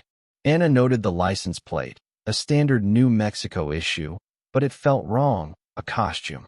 The second evening, she walked her small terrier past it, her heart hammering against her ribs. There was nothing inside but shadows, but the ashtray was empty, the seats clean. It wasn't a neighbor's car. When she returned from her shift the next day, it was gone, leaving only a ghost of oil on the street. Then came the clicks. Subtle, metallic clicks on her telephone line, not always present, but noticeable during late-night calls to her brother. Once, in the middle of recounting a harmless story about her garden, the line went dead with a hollow, digital-sounding thump, not the soft fizz of a bad connection. When she called the operator, she was told there was no reported outage. A week later, a letter from her brother arrived. The envelope's flap was torn, not cleanly sliced open with a letter opener, and it was sealed with a strip of cellophane tape, a hasty, sloppy job. The letter inside was mundane. but its violated container screamed a message louder than any words. Hyperawareness became her new normal. She noticed a man in a plain suit reading a newspaper in the diner across from the hospital, his gaze lifting too often toward the staff entrance. A woman with a shopping bag lingered too long in the canned goods aisle at the Piggly Wiggly, her eyes scanning the other shoppers with a detached, analytical calm that didn't match the task of choosing peas. These unfamiliar people in familiar places didn't approach her. They simply existed at the edges of her life, creating a perimeter of observation. The question asterisk, am I being watched? Asterisk transformed into the chilling certainty asterisk, I am being watched. Asterisk, the psychological toll was a slow, corrosive drip. Constant vigilance frayed her nerves. The sound of a car door shutting outside after dark would freeze her in place. She found herself rehearsing casual conversations in her head before she had them, editing out any reference to work, to the base, even to the weather that summer. Her speech became careful, bland, and she started using coded language with Sarah and the others, that difficult case last month, instead of any real reference. She second-guessed everything. Was the misplaced pen on her desk just carelessness, or had someone searched it? Was the grocer's friendly question about how she was holding up just kindness, or was he fishing for information? This seeped into her daily life, straining even the simplest relationships. She declined a dinner invitation from a well-meaning neighbor, fearing a slip of the tongue over coffee. She became short, distracted, with friends who knew nothing of her secret, their concerned queries met with a wall of vague excuses about fatigue. Trust, once a given in her small community, eroded into a scarce commodity, hoarded for the few who shared her hidden reality. She lived in a glass box, performing normalcy while unseen eyes noted every gesture, every purchase, every deviation from routine. The paranoia was not a delusion. It was a learned response to a real stimulus. It was the psyche's logical adaptation to a world where authority had shown its willingness to lie, to threaten, and to disappear the truth. The men in black didn't need to be on her doorstep every day. Their power was most effective when it was implied, when it made her complicit in her own surveillance, policing her own thoughts and words. The goal wasn't just to silence her. It was to isolate her within the silence, to make the truth feel like a dangerous, solitary madness. The surveillance was real, but she would soon discover it was only the first layer of control. The presence of the dark sedan made one thing terrifyingly clear. Her cottage was not a sanctuary, it was a target. The diary, the core of her truth, could not remain there. Keeping it under her mattress or in a desk drawer was an invitation for it to vanish, or worse, for it to be found and used as evidence against her. The diary needed to live somewhere else, somewhere they would not think to look. This realization sparked a grim, determined game of cat and mouse. She considered and mentally rejected a dozen options. Burying it in her garden was too vulnerable to the elements and to prying eyes. A safe deposit box was a formal record, a trail. Leaving it with a friend would endanger them. The solution came to her in a moment of quiet inspiration, born from a lifetime of small-town practicality. The Roswell Public Library. Specifically, the closed stacks in the basement, a labyrinth of metal shelves holding old newspapers, archived local histories, and donated collections no one had cataloged in years. It was a place of quiet, public obscurity. She selected a thick, dusty volume titled Agricultural Yields of Chavez County, 1910 to 1920. Its spine cracked, its pages yellowed and untouched. With painstaking care, she used a razor blade to hollow out a rectangle from the center of its pages, creating a perfect, secret niche. The diary fit snugly inside. The book was then returned to its obscure, forgotten shelf, one among thousands. But a single hiding place was a single point of failure. She developed a system. The diary itself remained in the library. However, She began writing new entries on loose sheets of paper during her breaks at the hospital, in a secluded corner of the staff courtyard or an empty patient room. She used a coded shorthand for names and locations. The beings were the visitors. The base annex was the cold room. The men in suits were the auditors. These fresh pages were never kept on her person for long. She would slip them, folded small, into the hollowed-out spine of her old, worn nursing textbook at home, a book so familiar it was invisible. Once a week, under the guise of returning books, she would visit the library. In the privacy of a study corral, she would transcribe the loose pages into the main diary in the hollowed book, then destroy the original notes by burning them in her kitchen sink, washing the ash down the drain. The mental burden of this process was immense. It required constant vigilance and a meticulous memory. She had to remember which coded phrase corresponded to which reality, where each piece of the record was at any given time. The act of writing, once a therapeutic release, became a clandestine operation, fraught with the fear of a footstep outside the courtyard door or a fellow nurse walking in on her in the empty room. The truth had become a fugitive, and she its lone, anxious warden. There were close calls. One afternoon in the library, as she was retrieving the agricultural tome, the head librarian, Mrs. Finch, rounded the corner unexpectedly. Anna froze, the heavy book clutched to her chest. "Researching the old drought, dear?" Mrs. Finch asked kindly. Anna managed a stiff smile. "Just a personal project. Family history." Her heart didn't stop pounding until she was back in the corral, the door to the hollowed pages still sealed. Another time, she arrived home to find her terrier whining at the back door, his leash tangled, a sign he'd been out. Had the landlord entered for a repair? A quick, frantic check confirmed her nursing textbook was undisturbed, but the incident left her shaking for hours. Through it all, the diary transformed from a personal journal into her mission. Its preservation was no longer about her own need to document. It was about ensuring the truth had a life independent of her own. If the dark sedan one day didn't leave, if she was taken in for questioning and didn't return, the diary would remain. Sitting silently on a dusty shelf, it waited. It was a time capsule, a message in a bottle cast into the sea of forgotten books, waiting for a future reader with the curiosity to pull the wrong volume from the shelf. The truth, she vowed, would survive even if she did not. Her precautions were a meticulous dance of paranoia and precision, and they would prove prescient when the break-in occurred. The violation announced itself not with a splintered door, but with a subtle, sickening wrongness. Anna returned from a double shift just after sunset. She turned her key, but the front door swung inward an inch before the lock fully disengaged. It hadn't been latched properly. A cold wave washed over her. Inside, the air was still, but it felt watched, contaminated.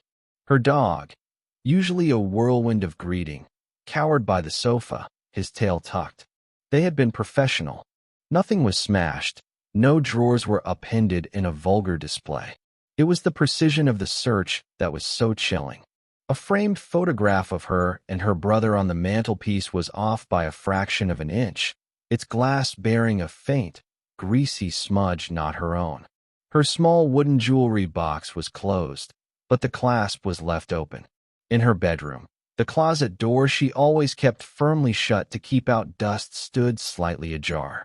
The intruders had moved through her private space like surgeons, methodically examining the contents of her life with gloved, dispassionate hands. They took things. A photo album containing pictures from her wartime service, including shots near other air bases. A bundle of letters from her brother, with their postmarks and casual observations about life in Ohio.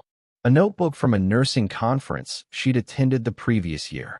These were not valuables, but they were pieces of her history, her connections, her mind. Their removal was a warning. Asterisk, we can reach into your past.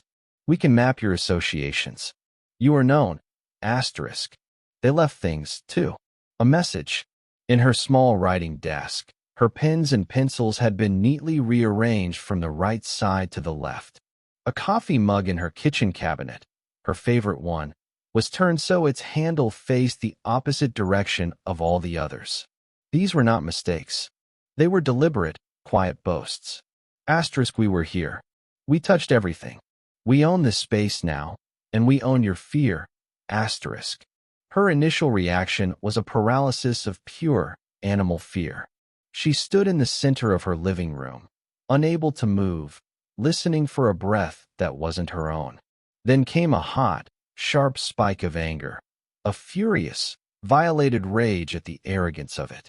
This was her home, the one place she was supposed to be safe.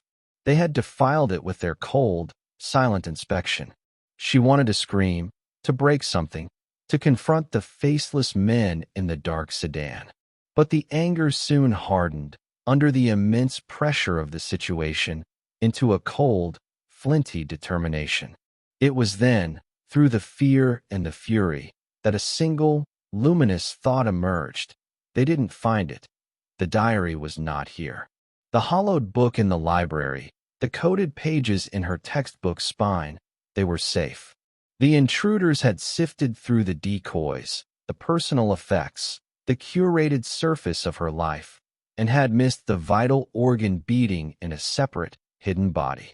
This realization was a powerful antidote to the poison of their violation. They were powerful, but they were not omniscient. She had outmaneuvered them. The break-in stripped away the last vestige of illusion. This was not just about containing a secret. It was an active campaign of intimidation. They weren't just watching, they were dismantling. The stakes were no longer just her career or her freedom.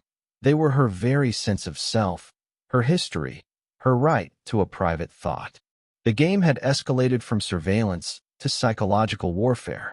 But instead of breaking her, this violation forged a stronger resolve.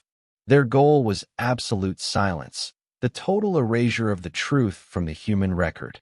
Her goal crystallized in opposition. The truth must be preserved, must be made durable enough to survive even her own disappearance. They had shown her the lengths they would go to. Now she understood the lengths she must go to in return. The quiet, secretive nurse was gone. In her place was a chronicler at war, her pen her only weapon. The break-in was a turning point. After this, she knew she had to create an insurance policy. During those tense, silent moments in the annex, while the focus was on the beings, Anna's trained eyes had also absorbed the other secrets scattered throughout the makeshift facility. The beings were the heart of the mystery, but the artifacts that came with them were its mind-bending context. Stored on separate tables, under tarps or inside clear containers, was debris that made a mockery of human engineering. She saw pieces of a hull material that was not metal, not ceramic, but something in between. It was a dull, leaden gray, feather-light to the handlers who moved it, yet it could not be scratched, cut, or dented by the tools they attempted to use on it. One fragment, about the size of a dinner plate, had been subjected to a blowtorch. The surface showed no scorch, no heat discoloration, only a faint, opalescent shimmer where the flame had played across it. It seemed to absorb energy rather than conduct it. And then there was the famous memory metal, foil-like sheets, impossibly thin, that when crumpled into a ball would slowly, smoothly unfurl in your hand, returning to their original, perfectly flat state without a single crease. Engineers and metallurgists brought in from Wright-Patterson huddled over these pieces, their voices hushed with a mix of reverence and frustration. The atomic lattice is coherent in a way that shouldn't be possible, she overheard one say, his face pale under the fluorescent lights. It's not just springy. It has a memory of its form encoded at a molecular level. She never saw the craft hole. It was far too large and broken for that. But she saw a section of curved bulkhead that had been brought in. It was seamless. No rivets, no weld lines, no bolts or panels. It appeared to have been grown or cast as a single, continuous piece, its surface flowing into structural ribs without a break. Where it had torn, The edges were not jagged like shattered metal, but fibrous, like the grain of an exotic wood.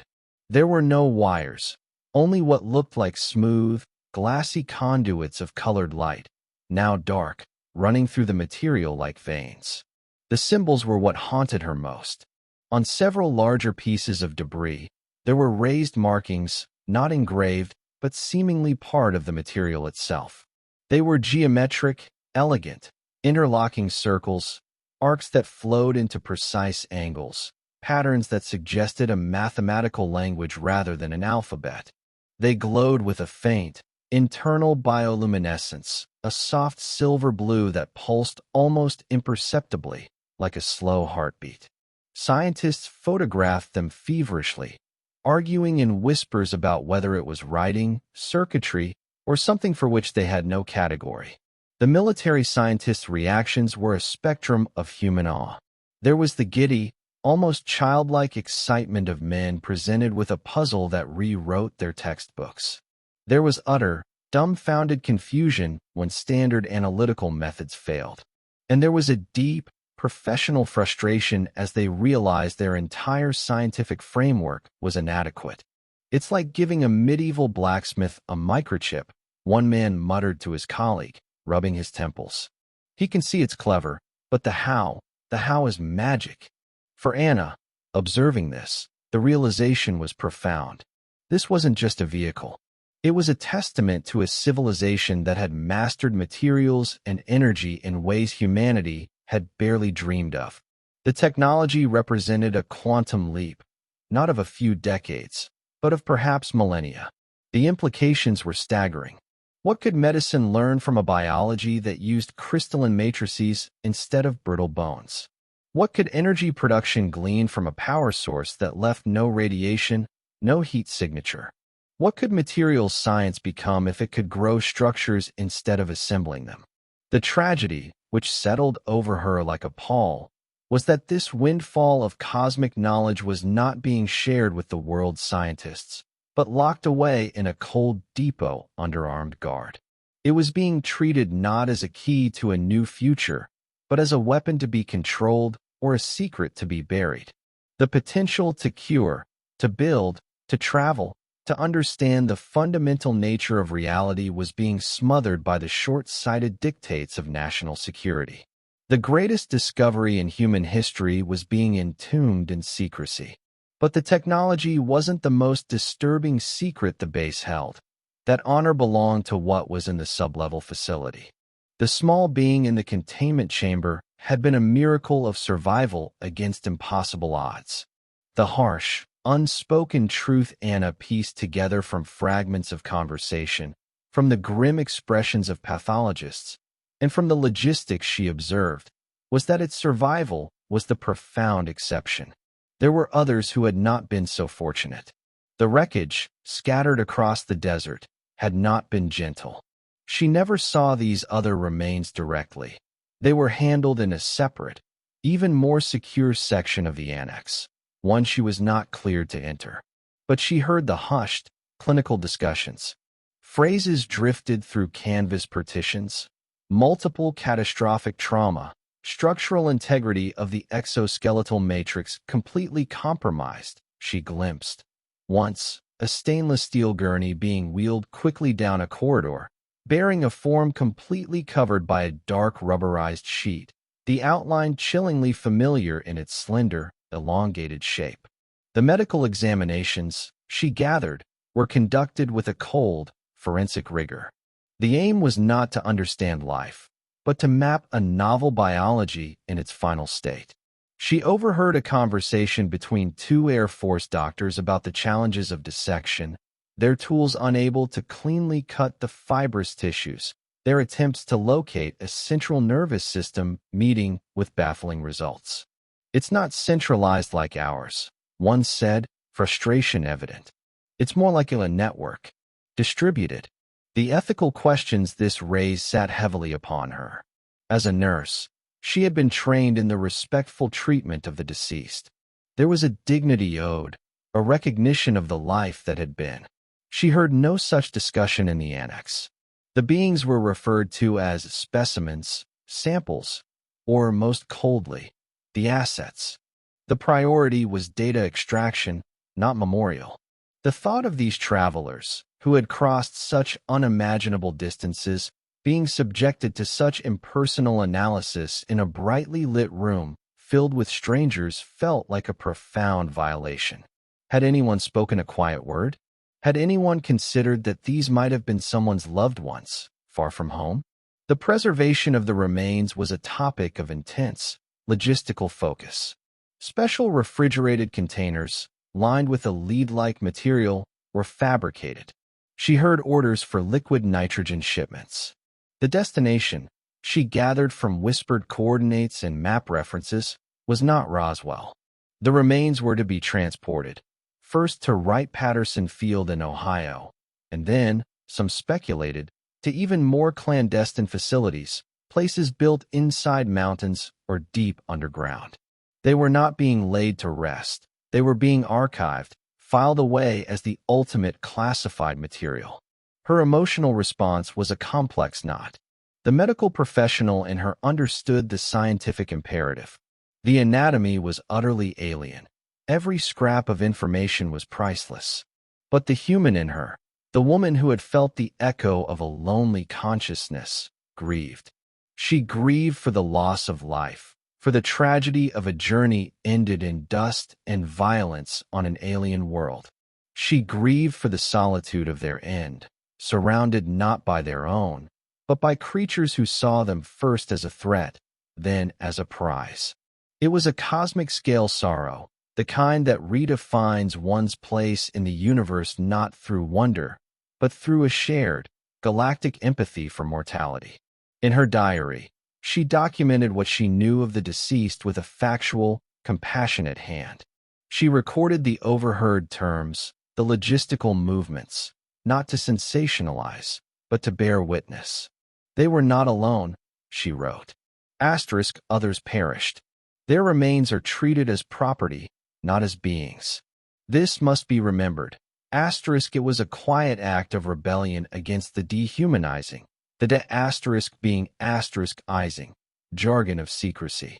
The weight of this knowledge was different from the awe of the technology. It was a melancholic burden. She carried the truth of a silent, distant tragedy, one the world would never mourn because it would never be allowed to know it happened. She had seen the living light in one being's silent communication, and that made the finality of the others all the more poignant. These deaths raised questions that haunted her. Had the crash been an accident, or something else entirely? In the quiet aftermath of the event, as the official story solidified and the secret was buried deeper, Anna's mind, and the whispered conversations among the other witnesses, became a crucible for theories. With hard facts locked behind classification, speculation was the only tool they had to try to shape the unimaginable into something comprehensible. The first and most persistent question, what caused the crash? The military's weather balloon story was a transparent fiction to insiders. Among themselves, they debated other possibilities. Was it a simple malfunction of technology so advanced they couldn't even diagnose it? A structural failure in Earth's atmosphere? Some, like the rancher Brazel, spoke of violent thunderstorms in the area that night, suggesting lightning or turbulent wind shear. More unsettling was the hushed speculation about military testing. Had the Army's new radar or early missile technology inadvertently brought the craft down? The darkest, least spoken theory was that it had been intercepted, that it was not an accident at all. This led directly to pondering their purpose. The prevailing, hopeful sentiment among the witnesses leaned toward exploration. They were scientists, like our own astronauts would one day aspire to be, charting the cosmic neighborhood. The timing, however, was provocative. Asterisk, why 1947? Why Roswell? Asterisk, the town sat near the epicenter of America's nascent atomic testing and aerospace research. The White Sands Proving Ground was nearby. The 509th Bomb Group, the only atomic strike force in the world, was based there. Coincidence seemed a frail explanation. Perhaps they were observers, drawn by humanity's sudden, terrifying leap into atomic power, a cosmic environmental check on a species now capable of planetary self-destruction. The being's origins spawned the widest array of ideas. Another planet in our solar system? Most doubted it. The biology seemed too alien, too perfectly adapted to an environment utterly unlike Mars or Venus. Another star system seemed more plausible, but the distances involved were mind-numbing. This gave rise to more exotic ideas, whispered in the deepest confidence. Perhaps they were not from elsewhere, but from elsewhen, time travelers from our own distant future, returning to observe a pivotal moment.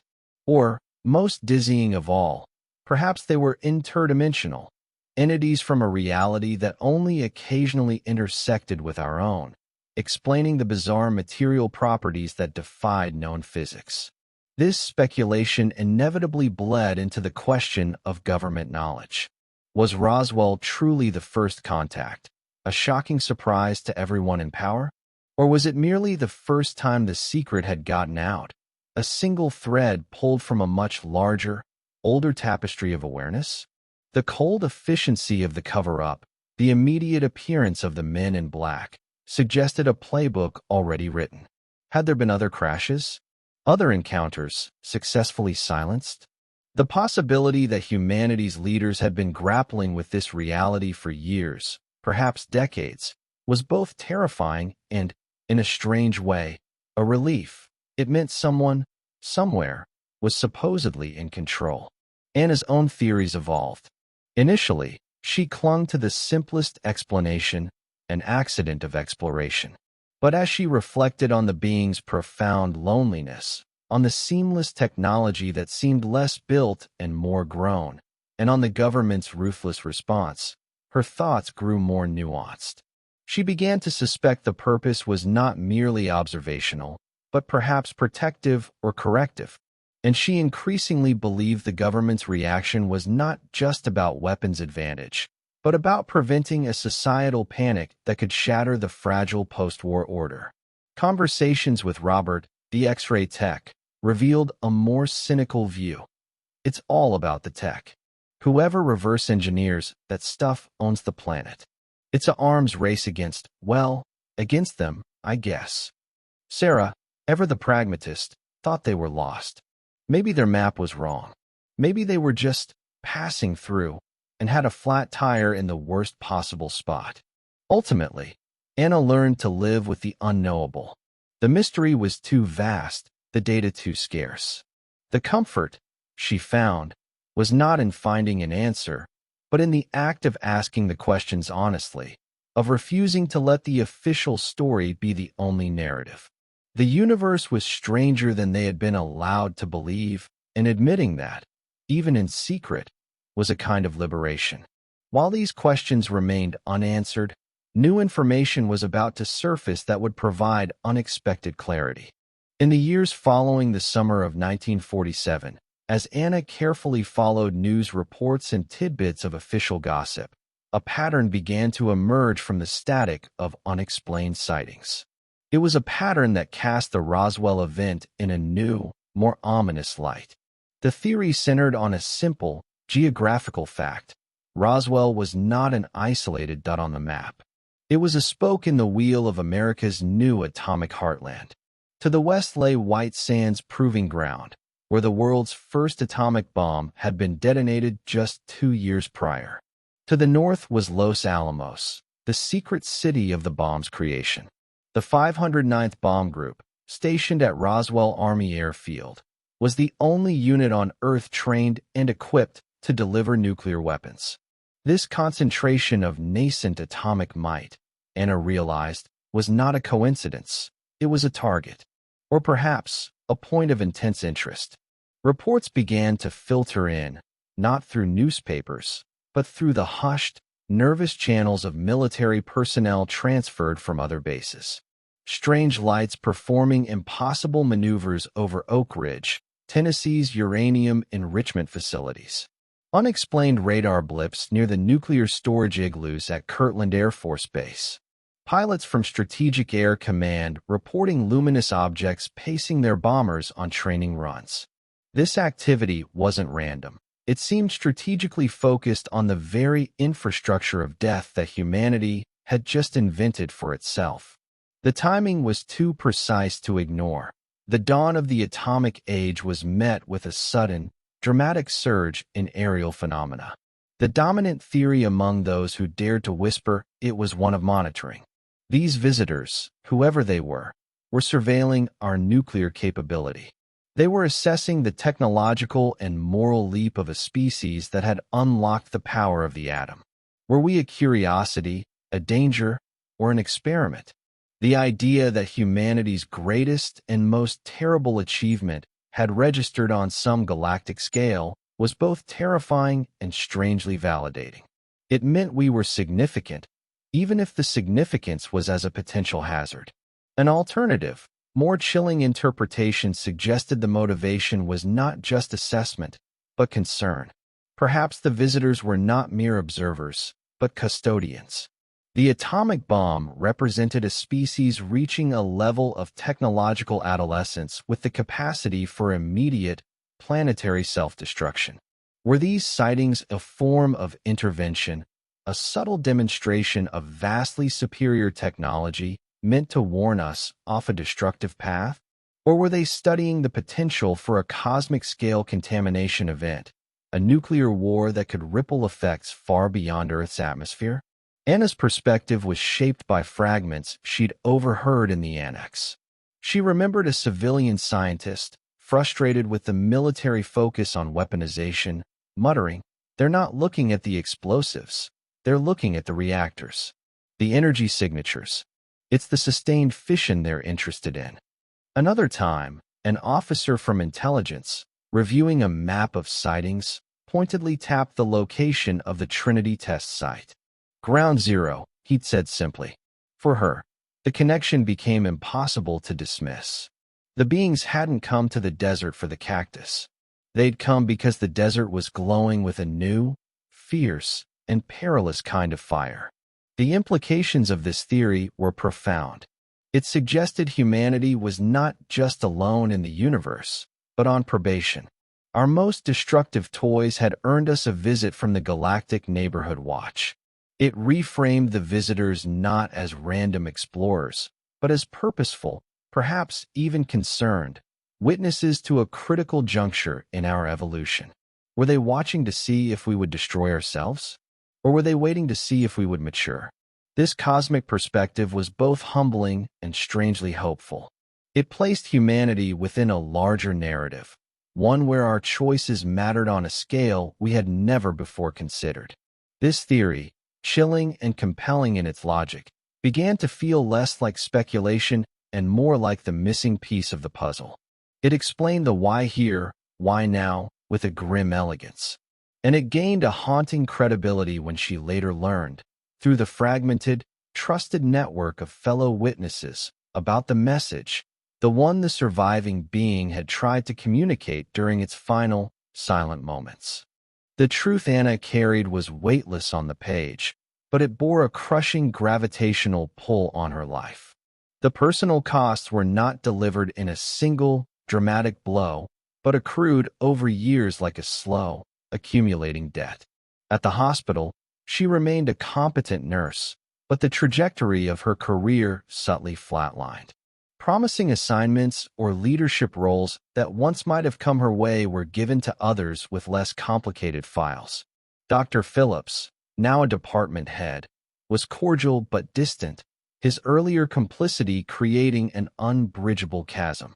She was no longer considered for the new pediatric wing committee, an unspoken understanding that someone who required security oversight was not a suitable public face. It was discrimination without a paper trail, a quiet professional freezing out. Her personal relationships withered under the strain. Friends from before 1947 found her changed, preoccupied, guarded, prone to sudden silences in the middle of light-hearted conversations. Invitations to social gatherings dwindled, the slow, sad drift of people who no longer knew how to connect with her. Her brother, her only close family, grew increasingly concerned during their phone calls, hearing a tension in her voice she couldn't explain. "You seem so alone out there, Anna," he'd say, his worry a new barrier between them. She was alone, in the most profound sense, because the central, defining experience of her life was a subject she could never discuss. This loneliness was more than physical, it was existential. She lived in a world partitioned from everyone else by an invisible, soundproof wall. She could laugh at a joke, discuss the weather, tend to a patient, all while a part of her mind was forever in that cold room, touching the silent edge of a cosmic mystery. The trust that forms the bedrock of community was eroded. A new neighbor's friendly overtures were met with cautious reserve. Were they just being kind, or was it an assignment? The cheerful mailman, the talkative librarian. Anyone could be an informant, a listener. Paranoia, she learned, was the tax levied on forbidden knowledge. The mental and emotional toll was a constant, low-grade fever. Anxiety was her baseline, a hum in her nerves that never quieted. Hypervigilance made her jump at unexpected sounds, scrutinize unfamiliar faces in the grocery store. Sleep was often elusive, her mind replaying the shimmer of memory metal or the dark pools of an alien eye. The stress manifested in physical ways, a persistent tension in her shoulders, headaches born of clenched jaws. She was a woman living in a state of perpetual, quiet alarm. There were moments, in the deep of the night, when the temptation to abandon it all was almost overpowering. To take the diary from its library hiding place and burn it page by page in her sink. To will herself to forget, to accept the official story, to fold herself back into the comfortable, ignorant fabric of normal life. The prospect of peace, of relief from the constant watchfulness, was a siren's song. She could have moved to another town, changed her name, started over. But she never did. The decision to continue was a quiet, stubborn flame that the winds of fear could not extinguish. Truth, she had come to understand, was not a passive thing you knew. It was an active thing you served. To abandon the diary would be to betray the being who had silently shared its loneliness with her. It would be to ratify the lie, to become complicit in the burial of history. Her comfort was a small price to pay for keeping a light on in the dark. Truth mattered more. So, she performed her small, daily acts of courage. The trip to the library, the coded notes jotted on a break, the careful transcription. They were not grand gestures, but they were a sustained rebellion. Each entry was a defiance of the men in suits, a refusal to let their version of reality be the only one that survived. It was a nurse's duty, extended to history itself, to record the symptoms, no matter how terrifying the diagnosis. Despite everything, she never stopped writing, and her persistence would ultimately ensure the diary's survival. The blue cloth-bound diary in the library's dusty stacks grew thick, its pages filled with a story that spanned not just days, but years. The frantic, clinical observations of the summer of 1947 gave way to calmer, more measured reflections. The later entries were less about recording new facts. The flow of those had been staunched by the cover-up, and more about contemplating their meaning. The writing evolved, mirroring her own journey, from the shocked witness to the determined chronicler, and finally, to the wise, if weary, observer of the human condition in the face of the cosmic. Her entries became more philosophical. She wrote about the nature of secrecy, how it distorts not just history, but the soul of the institutions that wield it. She pondered the paradox of a government suppressing technology that could have revolutionized medicine or energy, all for a fleeting military advantage. She reflected on the warning, turning it over in her mind like a strange, smooth stone, wondering if humanity was maturing or merely building bigger weapons. The visitors showed us a mirror, she wrote in one entry from the mid-1950s. Asterisk not of their world, but of our own potential, for both breathtaking discovery and profound self-destruction. Which face do we choose to polish? Asterisk. The decision to stop writing active entries came not from fear, but from a sense of completion. By the late 1950s, the immediate danger of discovery seemed to have passed. The watchful cars had vanished. The sense of immediate surveillance faded. The story, as she knew it, was fully told. The facts were set down, the emotional journey charted, the questions posed. To continue would risk repetition, or worse, dilution. The diary needed to be a focused testament, not a sprawling memoir. She felt a responsibility to future readers to provide a clear narrative, not an endless stream of later-year musings. It was time to let the document speak for itself. Her final preparations were meticulous, the work of a nurse ensuring her patient's care would continue in her absence. She created a separate, smaller notebook, a key. In it, she wrote clear, plain-language explanations of her coded terms, the visitors, the cold room, the auditors, a timeline of events, and brief biographies of the other witnesses she could name without endangering them. This key was hidden in a different book in a different section of the library, a culinary history of the Southwest. The two parts, diary and key, were useless alone. Together, they formed the complete record. She also left instructions. On the final page of the diary, after her last entry, she wrote a simple, direct note to any future finder. It stated the document's nature, swore to its truthfulness on her honor as a nurse, and requested that it be shared with the world responsibly, with respect for the beings described and the other witnesses involved. She did not leave her name on this note, only her initials and the date. Her hope was not for personal fame. The thought horrified her, but for vindication of the truth itself. She hoped the diary would educate, cutting through decades of disinformation and ridicule. She hoped it would inspire a more humble, curious, and responsible approach to our place in the cosmos. The final entry itself was dated simply Fall, 1959. It was not long. It read, asterisk, this book contains all I witnessed in the summer of 1947 and all I have come to understand in the years since. I have recorded the facts as I saw them, and the feelings as I lived them. I make no claim to understand everything that happened, only to have told the truth of my small part in it. Asterisk. Asterisk, the visitors came. They lived, and they died, far from home. We were offered a glimpse of something greater, and we chose to hide it in the dark. But some truths refuse to stay buried. They wait, like seeds in the desert, for the right rain. Asterisk. Asterisk, my hope is that whoever reads this will look at the night sky not with fear, but with a renewed sense of wonder and responsibility. We are not alone. And because we are not alone, we must be better. Asterisk. Asterisk, the record is complete. The keeping of it now passes from my hands to yours. Asterisk. It was a summary, a testament, and a quiet, enduring hope. With that, the active life of the diary ended. She had done everything she could to preserve the truth. Now it was time to ensure it would reach the right hands.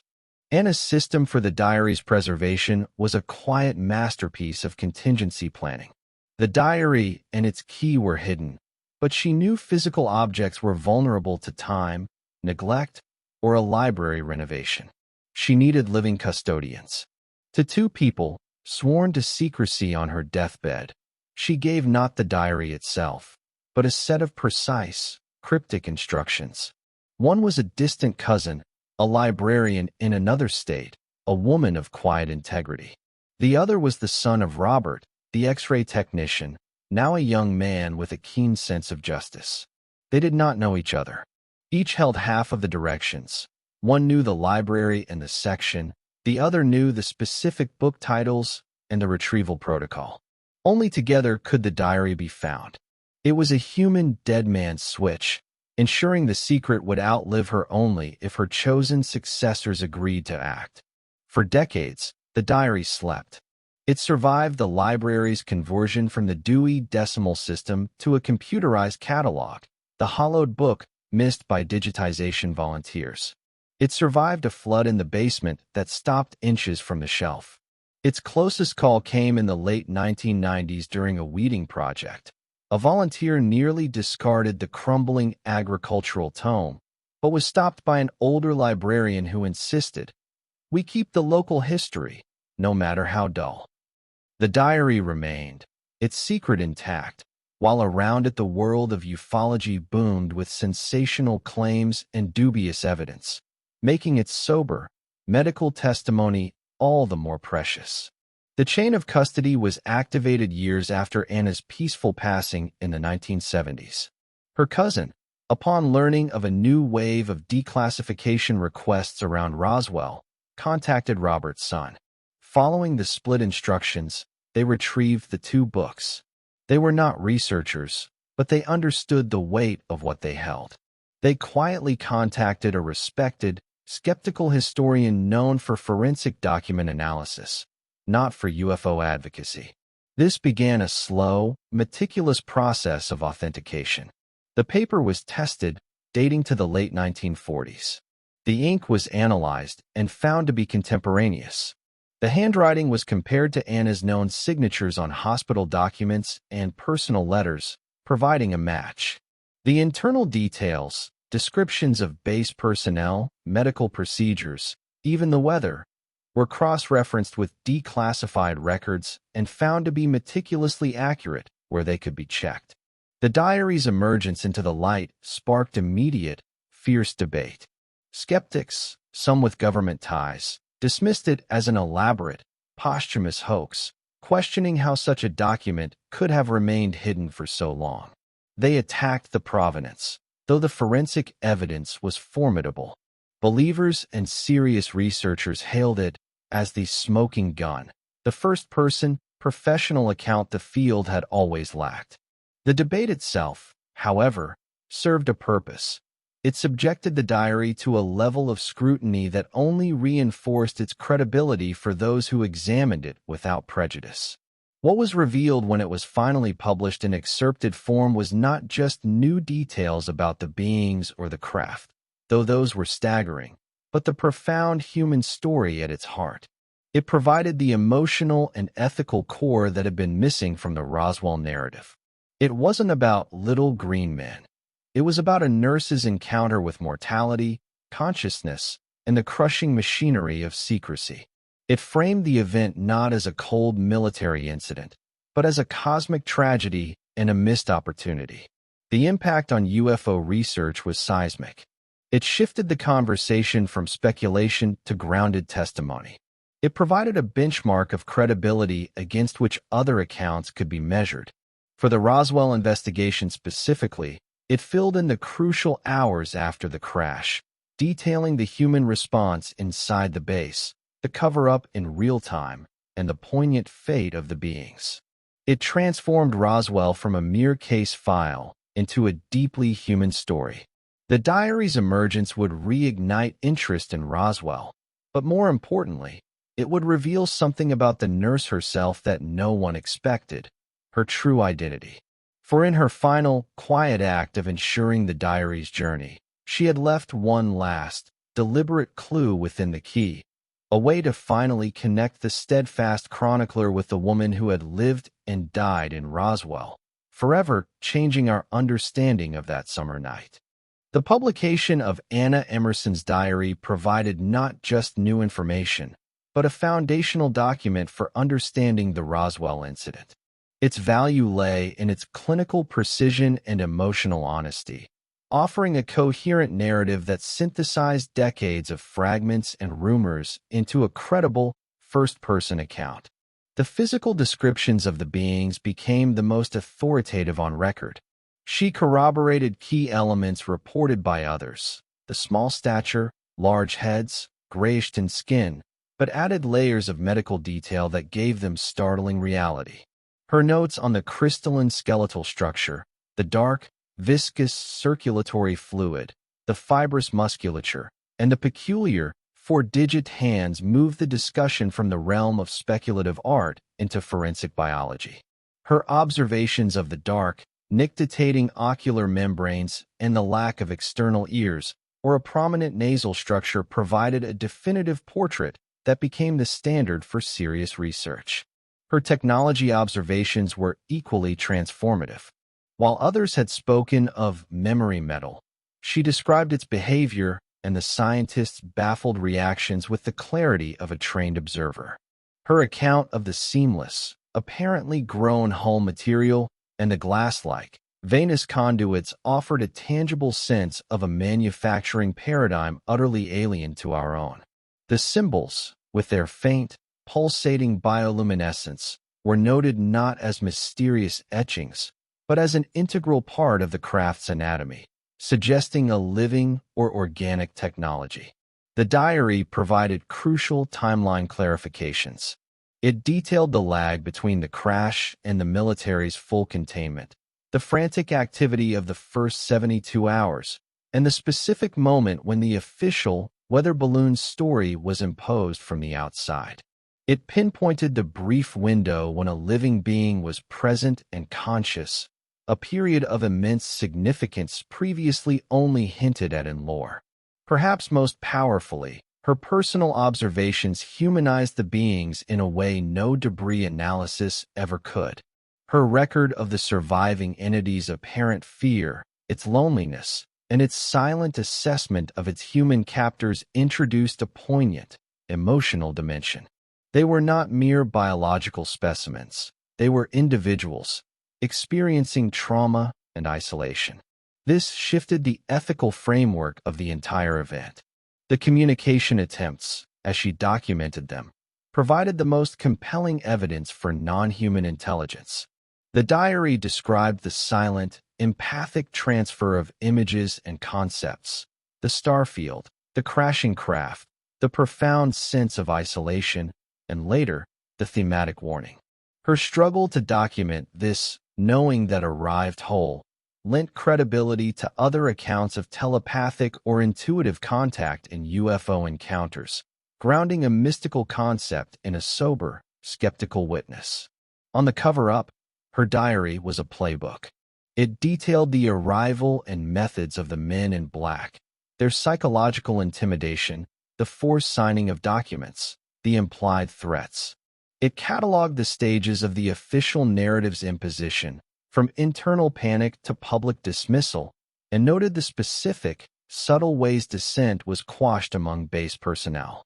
It also finally gave shape to the witness network. While protecting identities with her codes, her diary confirmed that a small group of medical and technical staff shared the secret, validating the later, fragmented testimonies of others.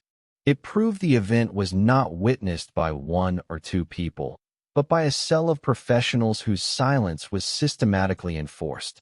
Finally, the diary charted her own emotional and philosophical odyssey, from shock to fear to determined documentation to a weary, wise reflection on secrecy, power, and humanity's place in the cosmos. This inner journey gave the facts a soul. Beyond the facts, the diary offered something even more valuable, a perspective on what this all means for humanity. The Diary of Anna Emerson is far more than a report on a singular event. It is a lens through which to examine humanity's most profound questions. Her quiet testimony forces us to zoom out from the New Mexico desert and consider our place in a cosmos suddenly feeling much smaller, yet infinitely more mysterious. The Roswell incident, as she documented it, presents a stark choice between two worldviews. Are we a lonely, isolated phenomenon in a silent universe? Or are we newcomers, perhaps even subjects of curiosity, in a cosmos teeming with other intelligences? The physical evidence she described strongly suggests the latter, challenging the comforting solitude of our traditional narrative. The implications of such contact, even one-sided and tragic, are staggering. Technologically, it represents a potential shortcut across millennia of development, a library of advanced physics and biology locked away not by impossibility, but by secrecy. Philosophically, it dismantles anthropocentrism, the idea that humanity is the central, most significant entity in existence. We are, her account suggests, participants in a much larger story. Spiritually, it challenges dogma while potentially offering a new kind of awe, suggesting that creation is vaster and more diverse than any earthbound theology ever conceived. The visitors, in their silent, suffering presence, become unlikely prophets of cosmic humility. Her diary also provides a clear-eyed diagnosis for the cover-up. It was not merely about weapons advantage, though that was a factor. It was driven by a deeper, more primal fear. Fear of societal panic. Fear of losing control over the human narrative. Fear of the psychological and institutional upheaval that would follow the shattering of our planetary paradigm. The men in black were not just guarding a secret. They were guarding the 20th century human self-image. Suppression was deemed safer than the terrifying, glorious responsibility of integrating a new cosmic reality. This leads to the perennial question of disclosure. What would happen if the full truth, as Anna saw it, were officially acknowledged? The benefits could be revolutionary: a unifying global perspective, a surge in scientific inquiry freed from secrecy, an end to the stigma that silences witnesses. Yet, the challenges are daunting. The potential collapse of rigid belief systems, geopolitical instability as nations scramble for advantage, and the profound psychological adjustment for billions. The diary suggests the visitors themselves were concerned with our stability, hinting that our readiness for such a truth is not a minor detail, but the central criterion. We see the slow evolution of public consciousness in the decades since. Ridicule has gradually given way to serious inquiry. The stigma, while present, has lessened. The phenomena, as Anna's diary predicted, did not stop. Evidence, in the form of credible pilot reports, radar data, and now governmental admissions of unidentified aerial phenomena, continues to accumulate, creating a steady pressure against the walls of secrecy.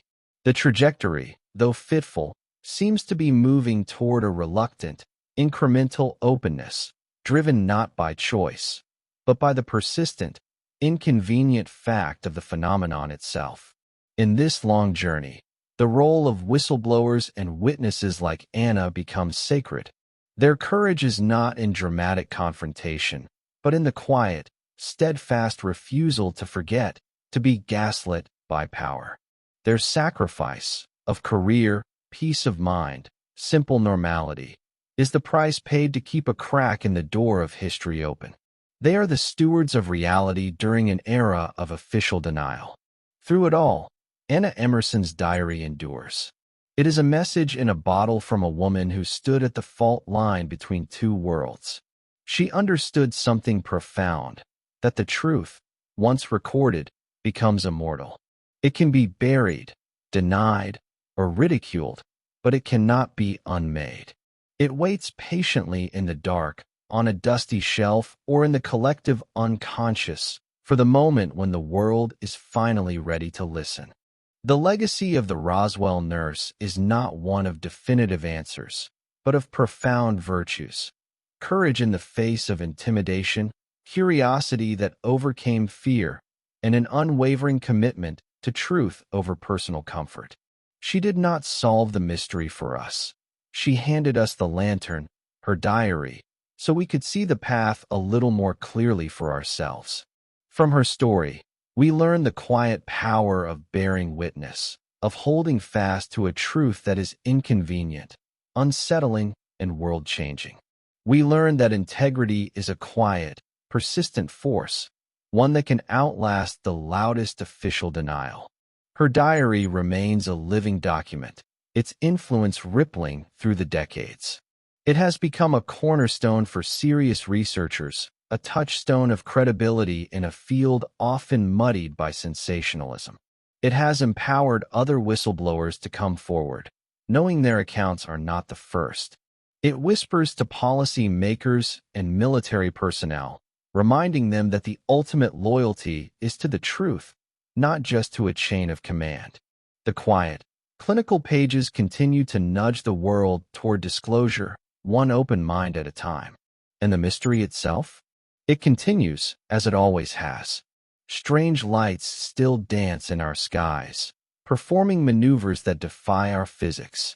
Credible witnesses, pilots, military officers, astronauts, still come forward with accounts that echo the wonder and confusion of 1947. New evidence, from declassified documents to sophisticated sensor data, accumulates in a steady, undeniable stream. The universe has not ceased its demonstrations. Our willingness to see them is what continues to evolve. This story is, above all, an invitation.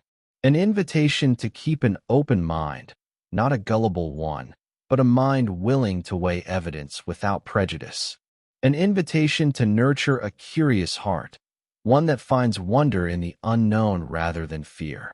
If you have ever looked up at the night sky with a question, if you have ever felt a flicker of belief when presented with a credible, unexplained account, then this story is a validation. Your curiosity is not foolish. It is the very impulse that has driven humanity to explore its world, and may one day drive us to explore the stars. You are in good company. There is a deep comfort in knowing others have seen, others have wondered, others have risked everything to say, "I was there." It means we are not alone in our questioning. The nurse's story connects us to a lineage of witnesses, a silent fellowship of those who have glimpsed the extraordinary at the edges of our ordinary world. As we bring this story to a close, let your mind turn to peaceful reflections. Look up, in your mind's eye, at the star-dusted expanse. It is the same sky that arched over Roswell in 1947, the same sky that cradles our world tonight. Wonder, gently, what else it might hold. Not with anxiety, but with the serene awe of a child gazing at a vast, beautiful ocean. The mystery is not a threat. It is a part of life's rich tapestry, a reminder that reality is grander, stranger, and more wonderful than we can often perceive in the glare of daily life. The questions themselves are valuable, for they stretch our imagination and humble our assumptions. Now, let the day's concerns soften. Let the weight of this extraordinary tale settle not as a burden, but as a seed of wonder in your thoughts. Feel the gentle pull of rest, the quiet invitation of the night. There is peace in the not knowing, a spaciousness in the mystery that allows for dreams and quiet contemplation. Allow your breathing to deepen, your body to relax. You have journeyed far tonight, across deserts and decades, into cold rooms and quiet acts of immense courage. We are grateful for your attention, for your open mind, and for sharing in this quiet exploration. As you drift off to sleep tonight, remember the nurse who dared to document the impossible. Her courage reminds us that truth seekers have always walked among us, quietly recording what they see, preserving it for future generations. The stars outside your window are the same silent witnesses to her story and to all the stories yet to be told. Rest easy. Let your dreams be filled with gentle curiosity and peaceful skies. Sweet dreams, curious soul. The universe is vast, mysterious, and full of wonders yet to be discovered.